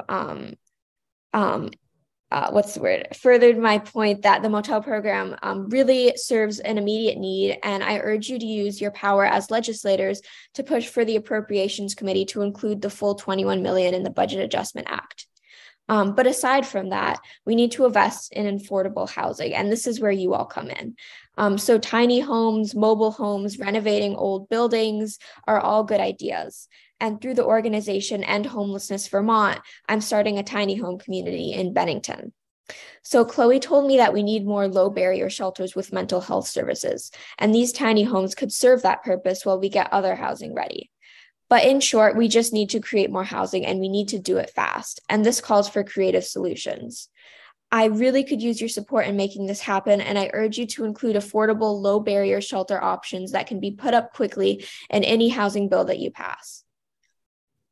I also wanted to mention that we need to stop protections to stop homelessness from occurring in the first place, as Tom mentioned, like just cause evictions and landlord accountability in a rental registry. So with all of that said, I wanted to just leave you with a statistic. Vermont had an increase of 259% of homelessness from 2007 to 2021. And we are also the second to worst state, behind only California, with the highest increase in homelessness per capita. So we can't just continue with the status quo. It's time for change in Vermont. And I'm glad that I have you all on my side in making this happen. Thank you. Yes. Hi. So I'm going to talk about raising the wage. I'm currently a service industry worker. I'm a chef. I've been a chef off and on for about 16 years, and there's a reason that it's been off. Right now, where are you now? I'm sorry. I don't want to like identify you too much, but are you in your community? Is that I am currently standing outside of my job in White River Junction, just across the street from the train station. I currently work at Piecemeal Pies in White River Junction, and I make about $26 an hour. The reason I make $26 an hour right now is because we have a pay model that has worked out really, really well for the employees here at Piecemeal Pies. We don't rely on tipping.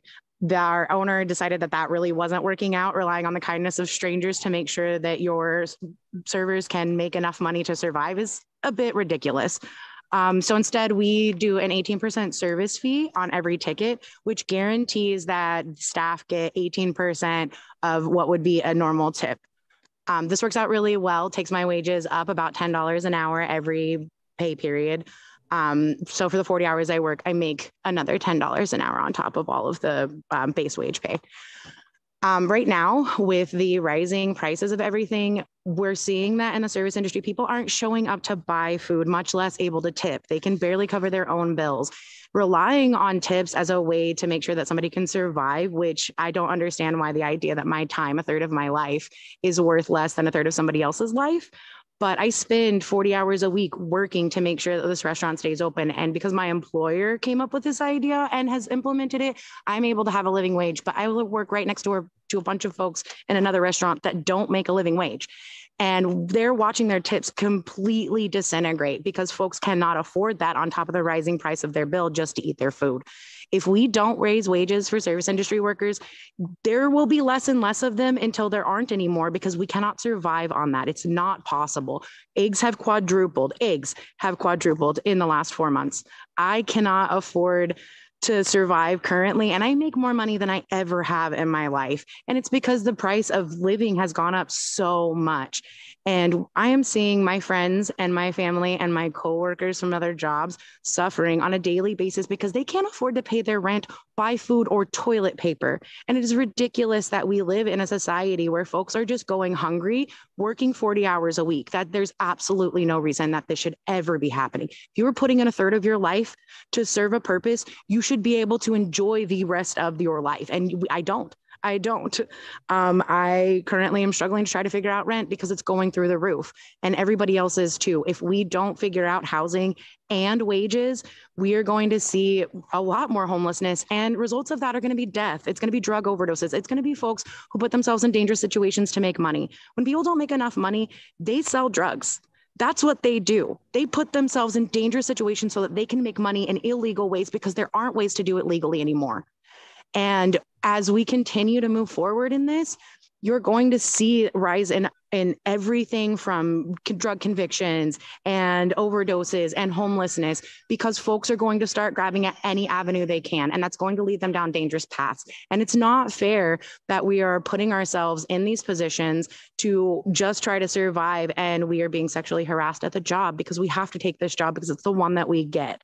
Women get sexually harassed in this industry more than any other industry. It is atrocious. And we put ourselves in these positions because we don't have a choice. We have to provide for our families. I feel like the structure that we have now is honestly embarrassing and sad. I can't believe that we are okay with people making half minimum wage because they might get enough tips to survive, especially when we go to the grocery store. Every single one of us walk into that grocery store and we've seen how these prices are rising. It is an immoral justification to say that they make tips, therefore they don't need to make a living wage. And I fully support changing this really messed up system so that folks are just able to survive. I just want to thank you, Chair Durfree, and everybody on the Agriculture, Food Resilience, and Forestry Committee for letting us have this time to come and advocate for these policies that we really care about deeply and that our members are really in need of. May I continue, or? Yes, I just wanted to note that we also have Laura Rich in the room here, who's our committee assistant, and some of you may have met earlier, but yeah, so please. Great, yeah. Thank you. So my name is Michael Weiss, and I'm the environmental justice organizer with Rights and Democracy. And before I begin, I want to share a land acknowledgement with the committee. So Rights and Democracy acknowledges the Mohican in southern Vermont and Abenaki people as the traditional land caretakers of Endokina, which includes parts of Vermont, New Hampshire, New England, and Quebec. As guests on the unceded territory of the Mohican and Abenaki people, we honor their ancestors, elders, and relations past, present, and emerging. We also acknowledge that our nation has benefited from the uncompensated and exploited labor represented in the legacy of slavery and the present day reality of migrant farm workers. Thank you. So Rights and Democracy, which we call RAD for short, and our sibling organization, the Rights and Democracy Institute, were founded in 2015 on a theory of change that it takes people, lots of people, and people power to really make the change year after year for big, bold, and long-term improvements that we all want to see in our country and our state. Our members are from all walks of life, intergenerational, multicultural, activists, organizers, but most importantly, passionate fighters for true social justice and meaningful change in our communities and the state of Vermont. Our current systems are rooted in historic oppressions, deeply dysfunctional and fragile. Vermonters who have been systemically kept out of places of power are those most impacted by these systems. The Abenaki and Indigenous people, racial and ethnic minorities, LGBTQIA individuals with disabilities, older adults, Native Americans, youth, new Americans, and poor are the people who carry the weight of policies and systems gone wrong. These individuals are nearly 80% of Vermont's voting population, are the least represented in our state government, and in some cases wholly invisible to those who enact the policies. And that's why we're here today. Our mission is to bring people together to take action, to build healthy communities and make the values of our communities guide the policies of our government, instead of vice versa. We believe we can achieve a society where people earn a livable wage and have access to affordable health care and where a progressive and equitable tax system supports an economy that protects the environment and human rights. It's our pleasure to testify before you today and share our visions of a more just and vibrant Vermont. And I've shared with you all our policy platform for 2023, and I encourage you to look through it, and I'll be speaking more to all those policies because all of these policies work together to build a stronger Vermont. So to begin, Vermont must do its part to ensure a just transition to a clean energy future that mandates renewable energy and ends our reliance on dirty, polluting fossil fuels. And we must guarantee that everybody benefits, especially Vermonters who've been most impacted by past and current harms. That's why this year we're supporting the passage of S5, the Affordable Heat Act, while still calling for greater equity provisions in the bill that prioritize renters, low-income folks, and ensure that heating fuels don't impact our communities, don't hurt our communities. We're also supporting efforts to reform the renewable energy standard and ensure that Vermont can get to 30% in-state renewable energy and 30% regional renewable energy in the next decade. In-state renewable energy is the key to our state resiliency, helps build the green economy that Vermonters need, and doesn't shift the climate burden of our energy to other states and marginalized communities. We're also supporting H54, the Ratepayer Protection and Thermal Energy Network Act. This bill in House Environment and Energy would extend the electric ratepayer protections to more Vermonters, add a proven solution to Vermont's energy choices by creating a pathway for geothermal energy, and moves Vermont away from combusting fuels by prohibiting gas expansion into new service territories. On top of the climate crisis, we know that Vermont is also in a housing crisis. We all know this. There isn't enough affordable housing for Vermonters, and many of us are forced to live in unsafe places that are too expensive. And tenants who bring concerns about their living conditions to landlords also have to worry about eviction and homelessness. That's why we need housing for all. That is why we need to work both on creating new affordable housing, like provisions laid out in the Senate Housing Omnibus Bill, and also we need to protect tenants' rights. The Housing Omnibus Bill includes many needed zoning, Act 250, and housing discrimination changes that we support and hope that the bill will pass the House and Senate. To meet the needs of tenants in Vermont, we also need to pass statewide just cause eviction protections, eviction diversion programs, and cap the amounts of rent increases that tenants will have to bear. Last year, the legislature passed Burlington's city charter change for just cause eviction, but the governor vetoed that bill. We need to build off the 99 votes we got in the House last year towards a veto override and pass that bill this year. We also need to ensure that Vermont has all the data it needs to accurately track our rental market, including where the units are, who owns them, and the accessibility of the unit, and other pertinent information. Without this basic information, we will always be behind on understanding the true rental crisis and its limits, and it limits our ability to take action for Vermont renters. When it comes to public education, we have a long way to go to make all Vermont schools equitable and welcoming for all students. We need to remove police from schools, make anti-discrimination policies more accessible, and develop an education funding system that is as equitable as possible by implementing the recommendations of the Income-Based Education Tax Study Committee. Vermont is known as a leader for voting rights and democracy, and we need to continue that leadership by implementing a system of ranked choice voting for the presidential primaries and then for all elections. Ranked choice voting gives more access to more candidates and gives voters a real choice at the ballot box. We must also create a state legislature that everybody can take part in. This means greatly increasing the salary and benefits of our state legislators and also the per diems for those appointed to state boards and committees. Furthermore, we must address Vermont's overdose crisis. Vermont has become a leader in the deadliness of the overdose crisis. The legislature last year passed many important provisions that were undone with the governor's veto. This year, we must pass permanent buprenorphine decriminalization for personal use, create overdose prevention sites, make accessible community-based syringe services for all Vermonters, create a mobile methadone clinic pilot program, and expand treatment education for first responders. This means supporting H72 and H222.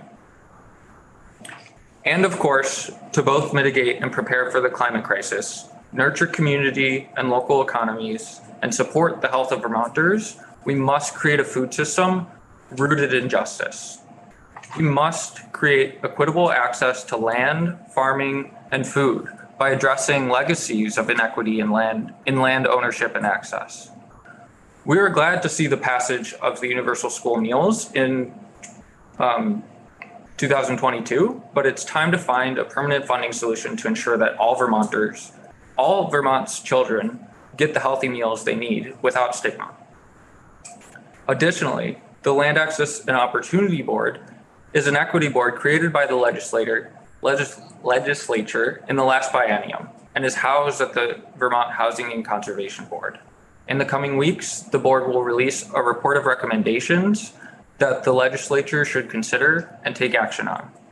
But what we do know now is that the board will need continued funding to do its work. This means a fiscal year 2024 budget adjustment of an initial $1 million for the coming year. This will allow the board to formalize its procedures and set itself up for the long-term work that is needed in creating greater access and opportunity for those in Vermont who have historically been left out. Additionally, workers in Vermont's retail, restaurant, agricultural, and other service industries play deeply vital roles in our communities. Yet, these workers are often underpaid and underprotected in their workplaces. To thrive, all workers need fair and dignified wages, full benefits, and strong legal protections. The sub-minimum wage, a direct legacy of slavery, particularly impacts women and disproportionately women of color. It's time to end the sub-minimum wage and pass one fair wage for all Vermonters. We also need to pass the Vermont PRO Act that strengthens workers' rights. It's important that we lift the voices of the people, and today I'm joined by some of our amazing leaders. Today, 24 individuals are speaking their truths in committees throughout the legislature. Joining me are Rights and Democracy supporters and allies, as I've already introduced. Thank you for your time. Good afternoon. Hi everyone. Jess Laporte. I identify with she, her pronouns. I was born and raised in Lamoille County, which is also where my mother was born and raised. And I am speaking as a member of the Land Access and Opportunity Board, but I'm active across the state in a number of BIPOC affinity spaces focused on equity work across a lot of different topics. And I show up in the Land Access and Opportunity Board as somebody actually very well represented by a lot of what Michael said about the people who are involved in RAD. Because I grew up as a low-income Vermonter. I understand how challenging it is to not just gain access to housing and land, but to maintain it. And I'm here to share about the Land Access and Opportunity Board, and I want to know how many of you are familiar with it and its creation, no less. Yeah, I know. Anyone else? So no, I'm going to say on my behalf, but can you just, so for those who aren't, remind us how it came to be? Yeah, so it's in Act 182. I'm bad with numbers. Section 22. And it originally, the thought behind it and the intent behind it began in H273, which is the BIPOC Land Access and Opportunity Bill. And the purpose of the board always included other protected classes, but now it's very explicitly a part of it. As Michael mentioned, it's under the Vermont Housing and Conservation Board. And I just wanted to share the intent with you all. Is to acknowledge the structural racism and address prevalent wealth disparities by creating new opportunities to improve access to woodlands, farmland, land, and home ownership for Vermonters from historically marginalized or disadvantaged communities who continue to face barriers to land and home ownership. And as I'm sure on this body, you all are also aware of the challenges of retention once you have land and home ownership. So this board has a few different responsibilities, but a big part of the intent is to have a community base. So there are 11 nominating bodies that are really from community-based organizations that may or may not actually ever interface with the legislature. A number of them are not really lobbying type bodies. I am the representative from the Everytown BIPOC Land Access Project, which works with the Northeast Farmers of Color Land Trust to increase BIPOC land stewardship in Vermont. And a number of other similarly, maybe less represented bodies. I wanted to also share with you all, I think it's really helpful to understand that one of the major purposes or one of the large powers of this body is advisory power over a number of different agencies involved in housing and land access. So VHCB as our fiscal sponsor home, the Vermont Housing Finance Agency, the Vermont Economic Development Authority, the Vermont Agricultural Credit Corporation, as well as other programs like those that are created under the Vermont Sustainable Jobs Fund or the Working Lands. And this is really important because as our state has been having these conversations about equity, we recognize that all of these different institutions and instrumentalities of the state are trying to develop mechanisms to make things more accessible. And this body is an opportunity for partnership and for more continuity and more effective strategies to overcome barriers. And an important part of it is representation of people from those communities, because our kind of cookie cutter income barrier for access to programs is leaving so many people behind.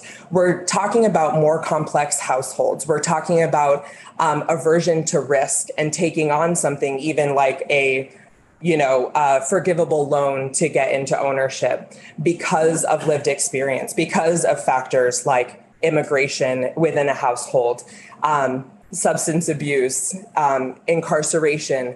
And so we're trying through this board to bring members of the community into the creation of those programs. And hopefully over the coming years, we can bring efficiency and more continuity to all the existing programs. But we can't do that as a body of the state. And as we said here, there's only a few people in this room familiar with this board. It's not going to be effective unless we make it the partner that it can be. And so as a member of the board, I'm here to ask for that partnership. And I'm also here to stress the importance of appropriations for this body. Michael mentioned that we're looking at about an initial 1 million for the capacity building. That's including actually hiring staff.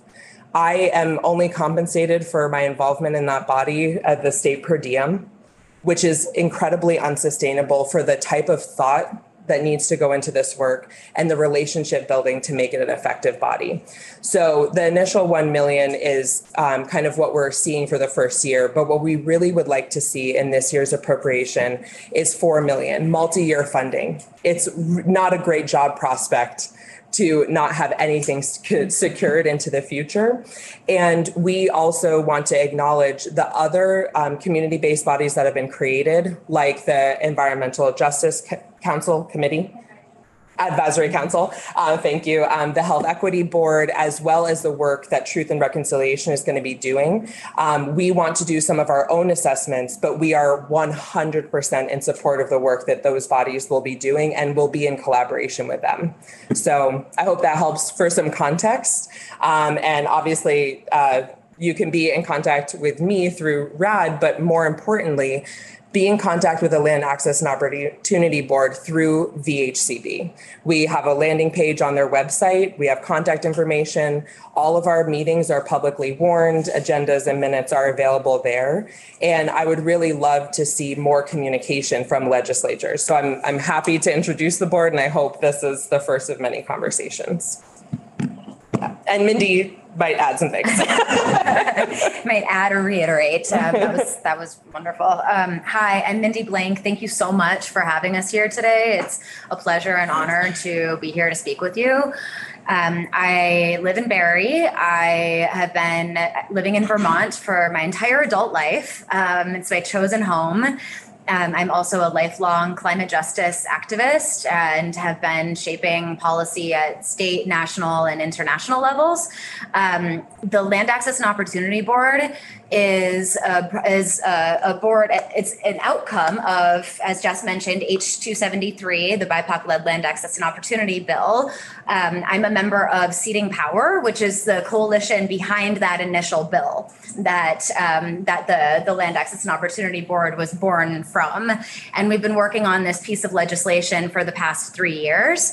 And I have since the Paris Treaty was signed in 2016, I have not been so excited about and hopeful about a piece of legislation and something that is actually really effective in the climate justice sphere, because this lays out the board has already been created. It's already staffed. It's already under VHCB. It's receiving administrative support. And it lays out incredibly clear and tangible ways to actually improve land access.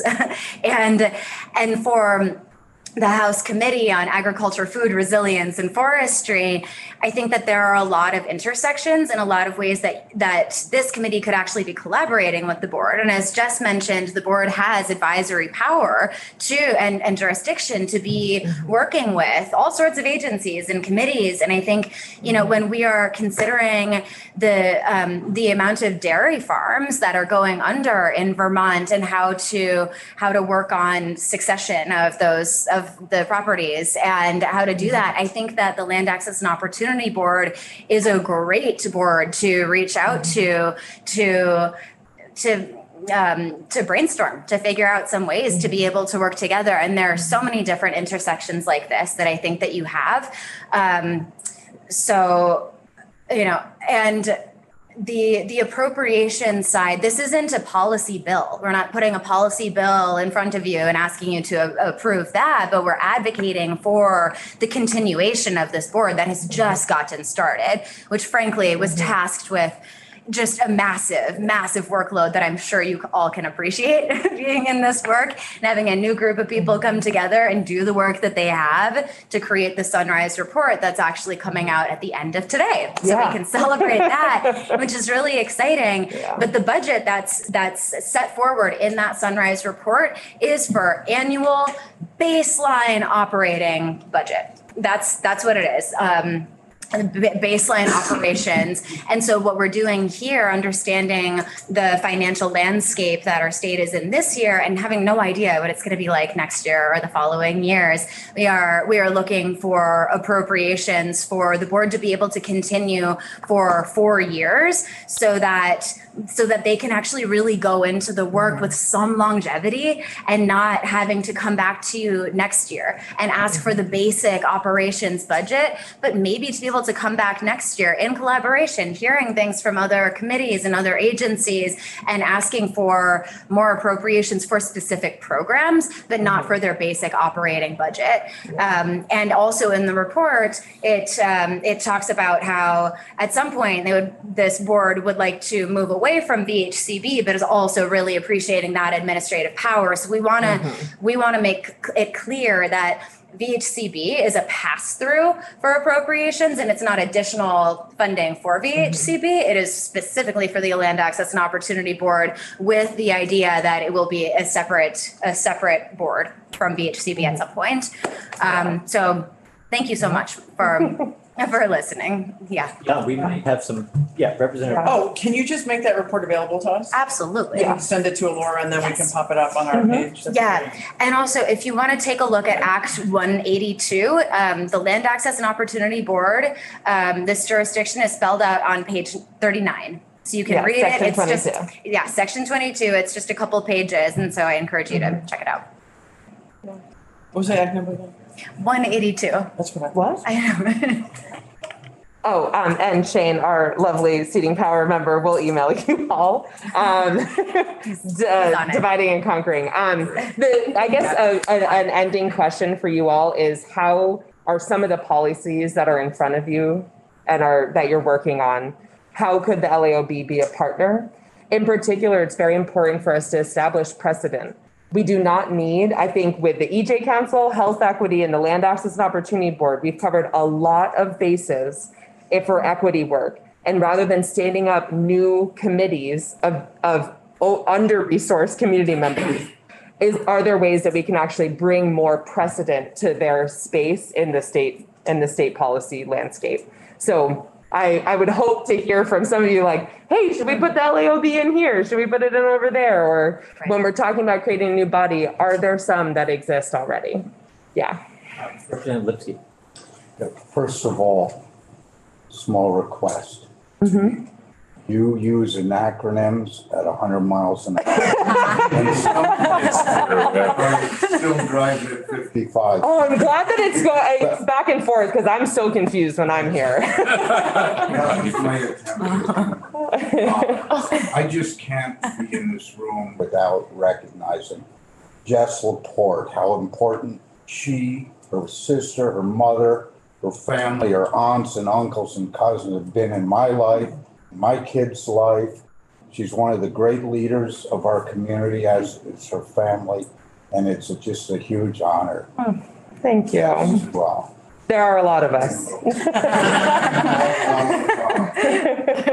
All of you, but I specifically wanted to point out, we've spent a lot of time on universal school meals, farm to school, farm to table, focusing on small farming initiatives and opportunities, including, I'm one of the new members here, but there are others that are very much involved with food resiliency and small farm initiatives. So you bring an equity aspect which hasn't heretofore been in the last 6 weeks our focus. So it's very timely that you're here, but it is a focus that's we're seeing a need, and as succession and farming struggles, I feel this committee could advocate with a broader vision. And I also sat on a board that just, so after I left, got on, we had the these were community farms, and there were, I don't know if BIPOC was a word then, but there's immigrant communities that take advantage of the farm and enterprise access and enterprise initiatives there that make a big impact in particularly in Chittenden County. But so thank you. Representative Temple. Yeah, you finished up by asking us, but it's funny, I was going to ask you the same question. So how do you see your, well, first of all, what have you been doing? I know that it's a new effort. What have you been doing to bring disenfranchised populations to the land, and how can we, how do we start? I think the answer to that for me, it happens outside but related to my role on the LAOB. Recognizing that I am not working on the LAOB full time, and we are very early on. But I think that what we're finding is that a lot of the economic measurements, for access to funding or lower interest loans, as well as, what do we define as a farm, right? And does food production inherently have to be profitable in order to receive subsidization, in order to receive support from the state? Those are the questions that I ask in general in the work that Mindy and I do with community resilience organizations, the Everytown Land Access and Opportunity Project, because what is existing, whether it's in land conservation or in housing access, there's a lot of households that are falling through the cracks there. So I think the Land Access and Opportunity Board, the hope would be that it grows into both having some of its own programs and also being a navigator of programs. And I think it's really important to establish this institution, which is currently under VHCB, but this instrumentality of the state to be a part of that navigator and a bias for us. We have representation from the Developmental Disabilities Council, National Social Workers Alliance, Pride Center Vermont, and we're seeking to have these community-based support services who understand the intersectionality of marginalization.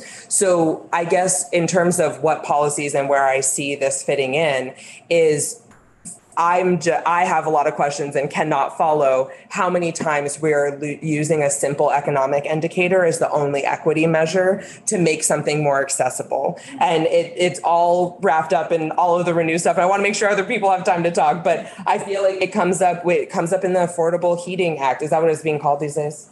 Yeah, the Affordable Heating Act, and that only 50% of that funding is allocated, less than 50% of that funding is allocated to low-income households.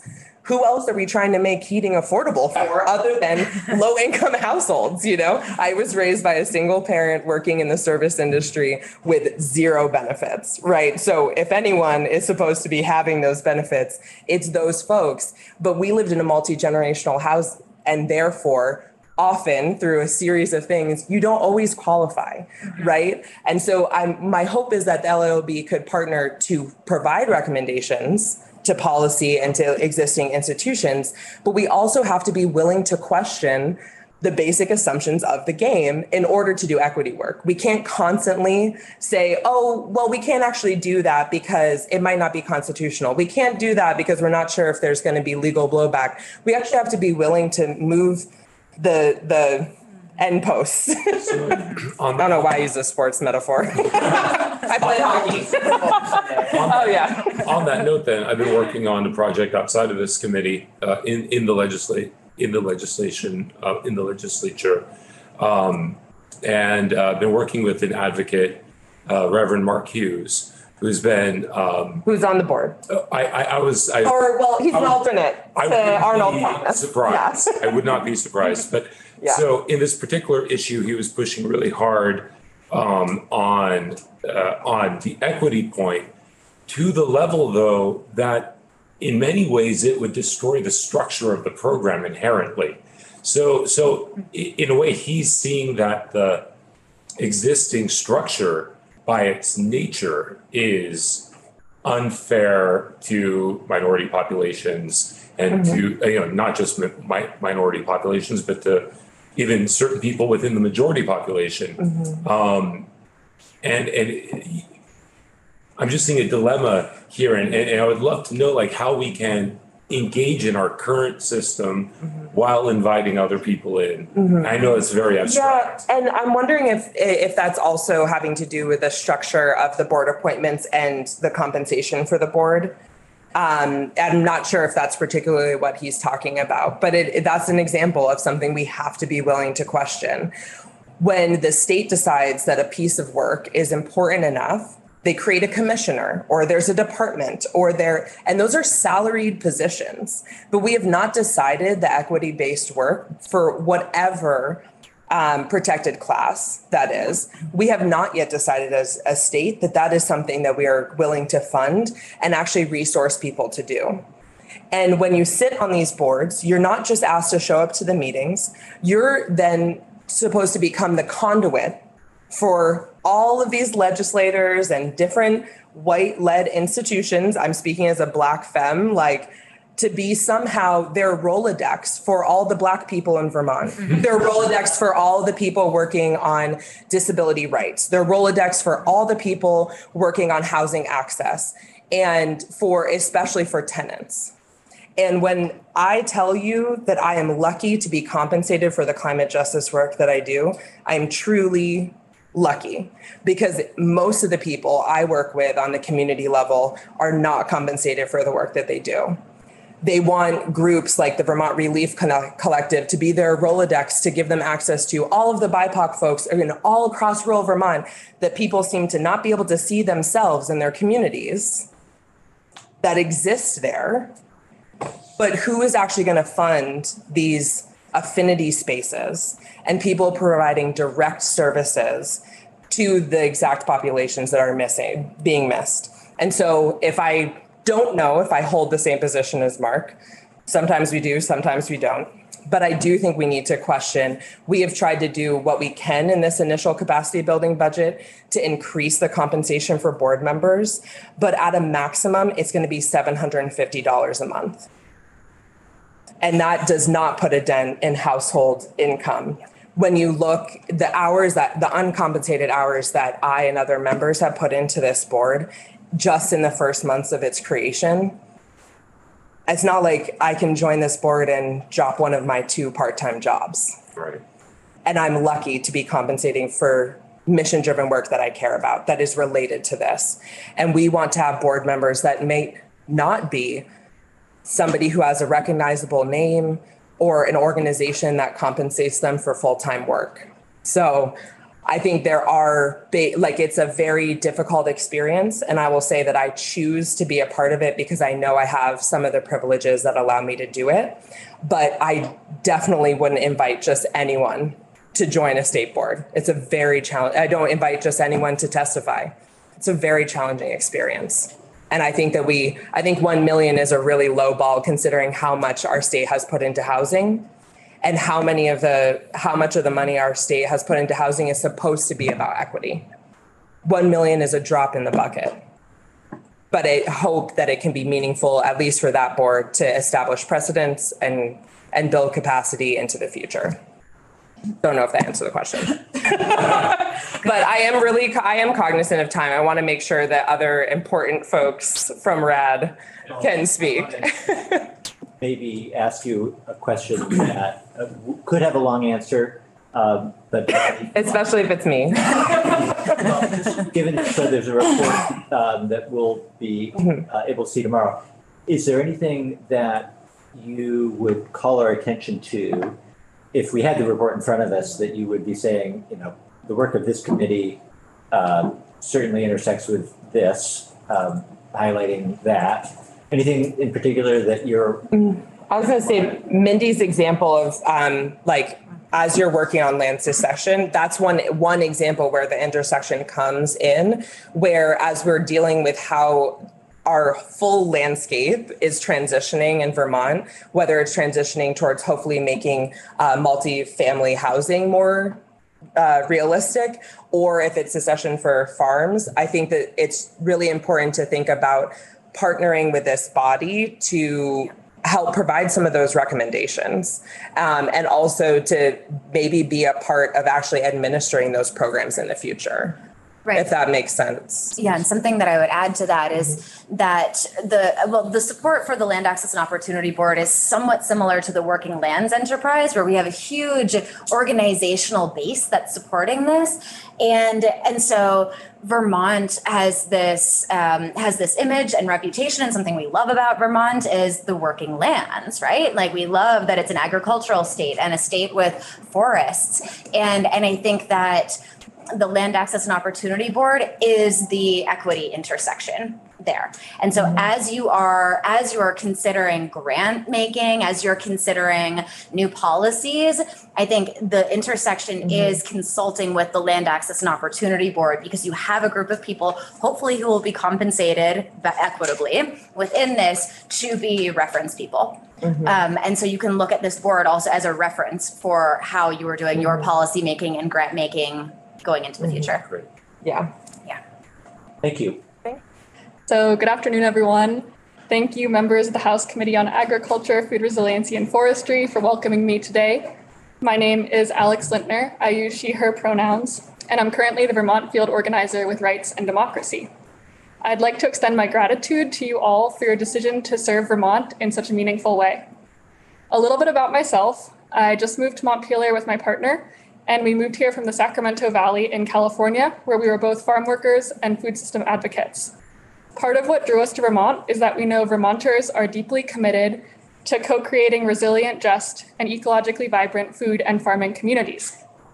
During this session, your committee has a lot of exciting opportunities to advance goals of food justice, land equity, and ecological and community resilience. Today, many low-income and BIPOC households across Vermont face food insecurity. A 2021 Vermont University of Vermont study demonstrated that when compared to white individuals, BIPOC individuals in Vermont were almost twice as likely to go hungry each month from lack of access to affordable and nutritious food. The study also found that households with children were almost twice as likely to face food insecurity in Vermont. Hunger is a racial and social equity issue. Food justice requires implementing changes that guarantee access to nutritious, affordable, and culturally appropriate food for all Vermonters across race and income. With this in mind, I urge this committee to advance these goals of equitable access and affordability by providing permanent funding and support for universal school meals. All children deserve access to nutritious meals to support their learning and development while at school. By providing breakfast and lunch to all students at no charge, you improve nutritional equity and ensure all students have access to healthy meals without stigma. Additionally, I urge this committee to secure permanent funding and support for the Local Foods Purchasing Incentive Grant, which provides a financial incentive to schools to purchase food locally for their school meal programs. This incentive program benefits farmers who need a reliable market and students who need nutritious meals, and it supports a vibrant local economy here in Vermont. Food justice also requires implementing changes that ensure social and racial equity in land access. I believe equal access to land is a human right, a right long denied to BIPOC citizens. Farming and land ownership in Vermont is enmeshed with racism and the legacy of slavery, settler colonialism, and the genocide of Indigenous peoples, and racial capitalism. This multi-century enmeshment has a profound impact today on who owns farmland and who benefits from ownership of farmland. According to a 2017 U.S. agricultural census, 97.7% of Vermont farms are white-owned today. For all these reasons and so many more, I urge this committee to secure permanent funding and support for the Land Access and Opportunity Board, which was spoken about prior much more eloquently. The Land Access and Opportunity Board was created in 2022, as you already heard, to improve land access for BIPOC farmers and other marginalized communities across Vermont. Finally, I urge this committee to take action based on the findings in the final report of the Payments for Ecosystem Services and Soil Health Working Group. I support their pilot program, the Vermont Farmer Ecosystem Stewardship Program, that works to supplement the USDA NRCS's Conservation Stewardship Program. We all rely on farmers not only for food and sustenance, but also to protect our natural resources for present and future generations. Farmers who champion climate and environmental stewardship should be compensated for these services. While farming in California the past several years, I engaged with the Healthy Soils Program, a statewide financial incentive program for farmers who adopt practices that enhance soil health. In California, I saw firsthand how this additional source of funding for farmers spurred all sorts of innovative on-the-farm soil conservation projects that otherwise would not have taken place due to lack of financial resources. In the results of the 2022 Vermont Farmer Conservation and Payment-Free Ecosystem Services Survey prepared by the working group, it was found that 94% of Vermont farmers believe they have the knowledge base and technical skills to improve soil health, but only 58% have the financial capacity to implement these soil and society beneficial practices on their farm. This statistic clearly demonstrates that a payment model for ecosystem services and soil health would unlock new and creative conservation potential on farms across Vermont. When developing and implementing the statewide pilot program, I suggest that it is critical that, 1, you continually center farmers' voices and needs, paying particular attention to farmers who've been historically and ongoingly discriminated against and marginalized. 2, you do not succumb to carbon tunnel vision, but maintain a holistic vision of soil and ecosystem health. And 3, you explicitly position this Payment for Ecosystem Services program within a larger just transition framework and continually center racial equity and social equity across program planning, implementation, and evaluation. Thank you for your time. Could we ask you a few questions, if there are any? Sure, yeah. Okay. Any members? Carbon tunnel vision, is that the expression you use? Yeah, so are you asking what it means to me? Do you mind just, yeah. Yeah, so I studied soil science in college, and I worked on a farm in California that was really focused on becoming a climate smart farm. But I think a lot of the times you're so focused on quantifying soil organic carbon as a metric for compensating farmers that you lose track of all these other really important indicators of ecosystem health and vitality. Like what are the insects on your farm? What are the pollinators on your farm? What is the microbial population that's, helping you out in your roots? What's the wildlife situation? So I think not just narrowing in on carbon, because the climate crisis and our environmental justice crisis is not just siloed. It's not just carbon. It's also nitrogen. It's phosphorus, and it's beyond just nutrients too. It's organisms. So I think it's really easy to just fixate on carbon and fixate on measuring carbon as like a solution, but it's way too narrow, and it also ignores all these human dimensions in addition to all these ecological dimensions that I think need to be considered for holistic measurement of what is a healthy, resilient farm and food system. Thank you for that. Any other questions? Just very short comment. Alex, all those soil science deep dive that you articulated is exactly what true forest, sustainable forestry, and forest ecology is about. It's beyond recreation, wood, clean water, forest products, clean air, and carbon storage. It's that whole complex microorganisms that nobody's aware of, but loggers are actually. Thank you. Hi, everyone. Thank you. My name is Anna Mejia. As Michael mentioned, I'm the Vermont Organizing Director with Rights and Democracy. But I also wear many other hats in the community. And I live in Heartland, Vermont. I've also been a member of the Vermont Relief Collective for a while. Through my work with Relief Collective, I was also serving as an alternate with the Land Access and Opportunity Board, and just generally in the climate justice ecosystem in Vermont. And what I hope to do today with my testimony is a little bit address your question of what is this committee doing? How can the Land Access and Opportunity Board tie in, and especially with what Alex was naming with the payment for ecosystems services. So I want to name just that is, I see great opportunities and also great risk if we don't have a Land Access and Opportunity Board. When you talk about rolling out a program, payment for ecosystem services, when we've heard the statistics of who currently has access to land, to stewarding land. So if you roll out a payment for ecosystems program, that when you know that there are these existing barriers that haven't been resolved, then who is benefiting and who isn't?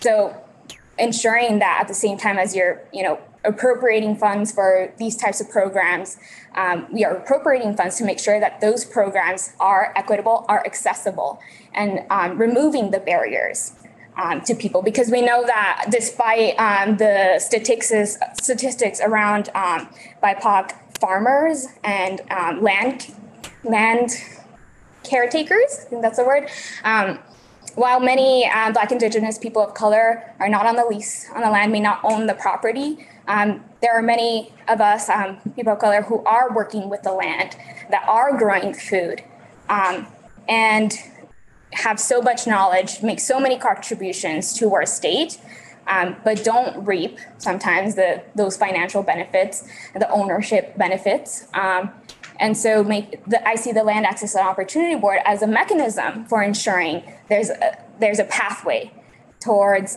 not just being in service. And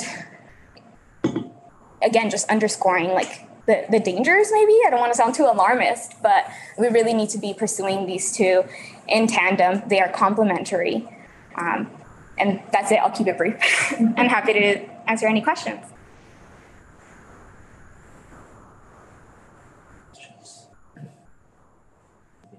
Well, thank you very much for joining us at the table today.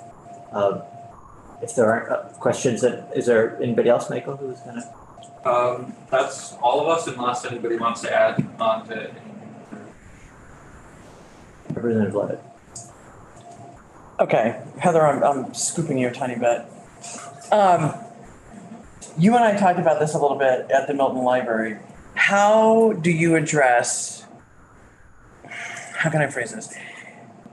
The seeming unconstitutionality of favoring one group over another. And yes, there's protected status. I understand that. And this is sort of for all of you. But then how do you, because we're grappling with something right now with the farm thing and another housing thing. And how do you address the issue of this group, in, for lack of a better phrase, gets preference over basically white people? And how do you balance the people who are then going to sue you and address that as an unconstitutional thing? Because you're discriminating. And I don't agree with that, but I also feel like how do we right that wrong without getting always caught up in the legality of now you're favoring a different group at the exclusion of another group? Yeah, so Jess, do you want to? yeah, and I wanted to say, Shane just let me know that the report did just come out. So Okay. hot off the presses. Oh, nice. To the, today or tomorrow. So I think the constitutionality was obviously one of the biggest challenges with moving forward with H273 as it was written. And the report does address, we have a whole subsection and our legal counsel provided a primer for us on the 14th Amendment, which is where really that constitutionality argument comes from. And I think this is related to my comments earlier about we have to be willing to question the basic assumptions. I mean, we are all living in a reality where the 14th Amendment was intended to protect people based on different classes, and instead is constantly weaponized against them. It's why we turn to the economic indicators to access programs. And I think it is important for us to consider what are the pathways we are willing to take to push back against that precedent and to create a new precedent. So I think part of it is we are looking at utilizing a model that would allow us to subgrant to community-based organizations that might not necessarily, like community-based organizations, like the nominating organizations for that body and other programs in the community that are not exclusive to, but are adaptive towards people of protected classes. So in that case, it might be people who are working with, the psychiatric survivors. Oh my gosh, there's an organization, institution. They're a part of the LAOB. It might look like subgranting, and how do you create pathways to housing and land access for people who have been institutionalized for mental illness, right? They're not going to exclusively provide funds to only people, but their programs or their approach to it will be adaptive to those circumstances. So I think rather than this instrumentality of the state directly running protected class-based programs, they want to bring in the voices, experiences, and existing programs to further resource them in this area of housing and land access. Does that kind of make sense? Yeah, well, absolutely. Yeah, because like it will the way that we are suggesting the board be established, not be established as it's going to be money only specifically to one protected class. It's about all of these protected classes and acknowledging that we don't have the depth of resources within the state institutions right now to reach those communities effectively. Right. So there's somebody way better than me, even though I'm in the immigration process. How do you adapt for documentation status and immigration? How do you adapt for, different statuses and housing access? If that makes sense. No, it absolutely does. And I really like your phrase of, the 14th Amendment has been weaponized. It has. And 100%. I'm really feeling that, and I'm feeling timidity around pushing up against that. Mm-hmm. And thank you. That was incredibly helpful about how to push back in a way that it's going to calm everybody down, but ultimately do what you want it to do. And this is something that I talk about in other areas of the work that I'm doing around equity, which is there's this big desire for everyone to be able to do everything, like each individual body, whatever it is, this committee, institution of the state to be like the wraparound services. And the point is the way that we create wraparound services is by resourcing more groups to do what they're doing. So rather than everyone standing up their nice little equity program, which quite frankly, thus far have been very ineffective for many people in situations, is rather actually saying, how do we resource the people who are on the front lines of providing those essential services? And so when we want to solve housing, there's going to be a strategy from the Pride Center that looks different from Psychiatric Survivors, which looks different from the Everytown Land Access and Opportunity Project. And we need to actually be putting our state funding out there for that support. And the hope is that the LAOB is that connection point, that bridge. Right. Maybe that's just my vision, but. No, that was really nicely explained. Yeah. I want to build off on that and why that's actually like a bigger bang for your buck than having the state be the ones that's like disseminating these funds. And just noting that because these are organizations that are led by, that are representing these constituencies, they have that trust. They have that like cultural capital. Mm-hmm. They don't have necessarily the like monetary capital to actually deliver the robust services that they want to. But that's something that I have seen even with some of the programs that, for example, BHFA has been trying to roll out. It's just like the distrust of like, right. We have, when they reach out to us and say like, hey, talk about like the first generation home buyer stuff. Like if it's coming from an organization, let's say like Peace and Justice Center or Everytown, there's like, okay, like, you know, the attachment of that entity is like, all right, I trust that this is going to be, this is actually relevant to me. Right. And not like, oh, this is a VHFA, this is a state thing. And it's going to be such a hurdle, because that's what people's experience has been when they try to apply for any state, like Medicaid benefits, food stamps. And so that kind of degree of removal and like authority and to some, well, maybe not authority, but to those community organizations is critical to ensure that they're actually effective.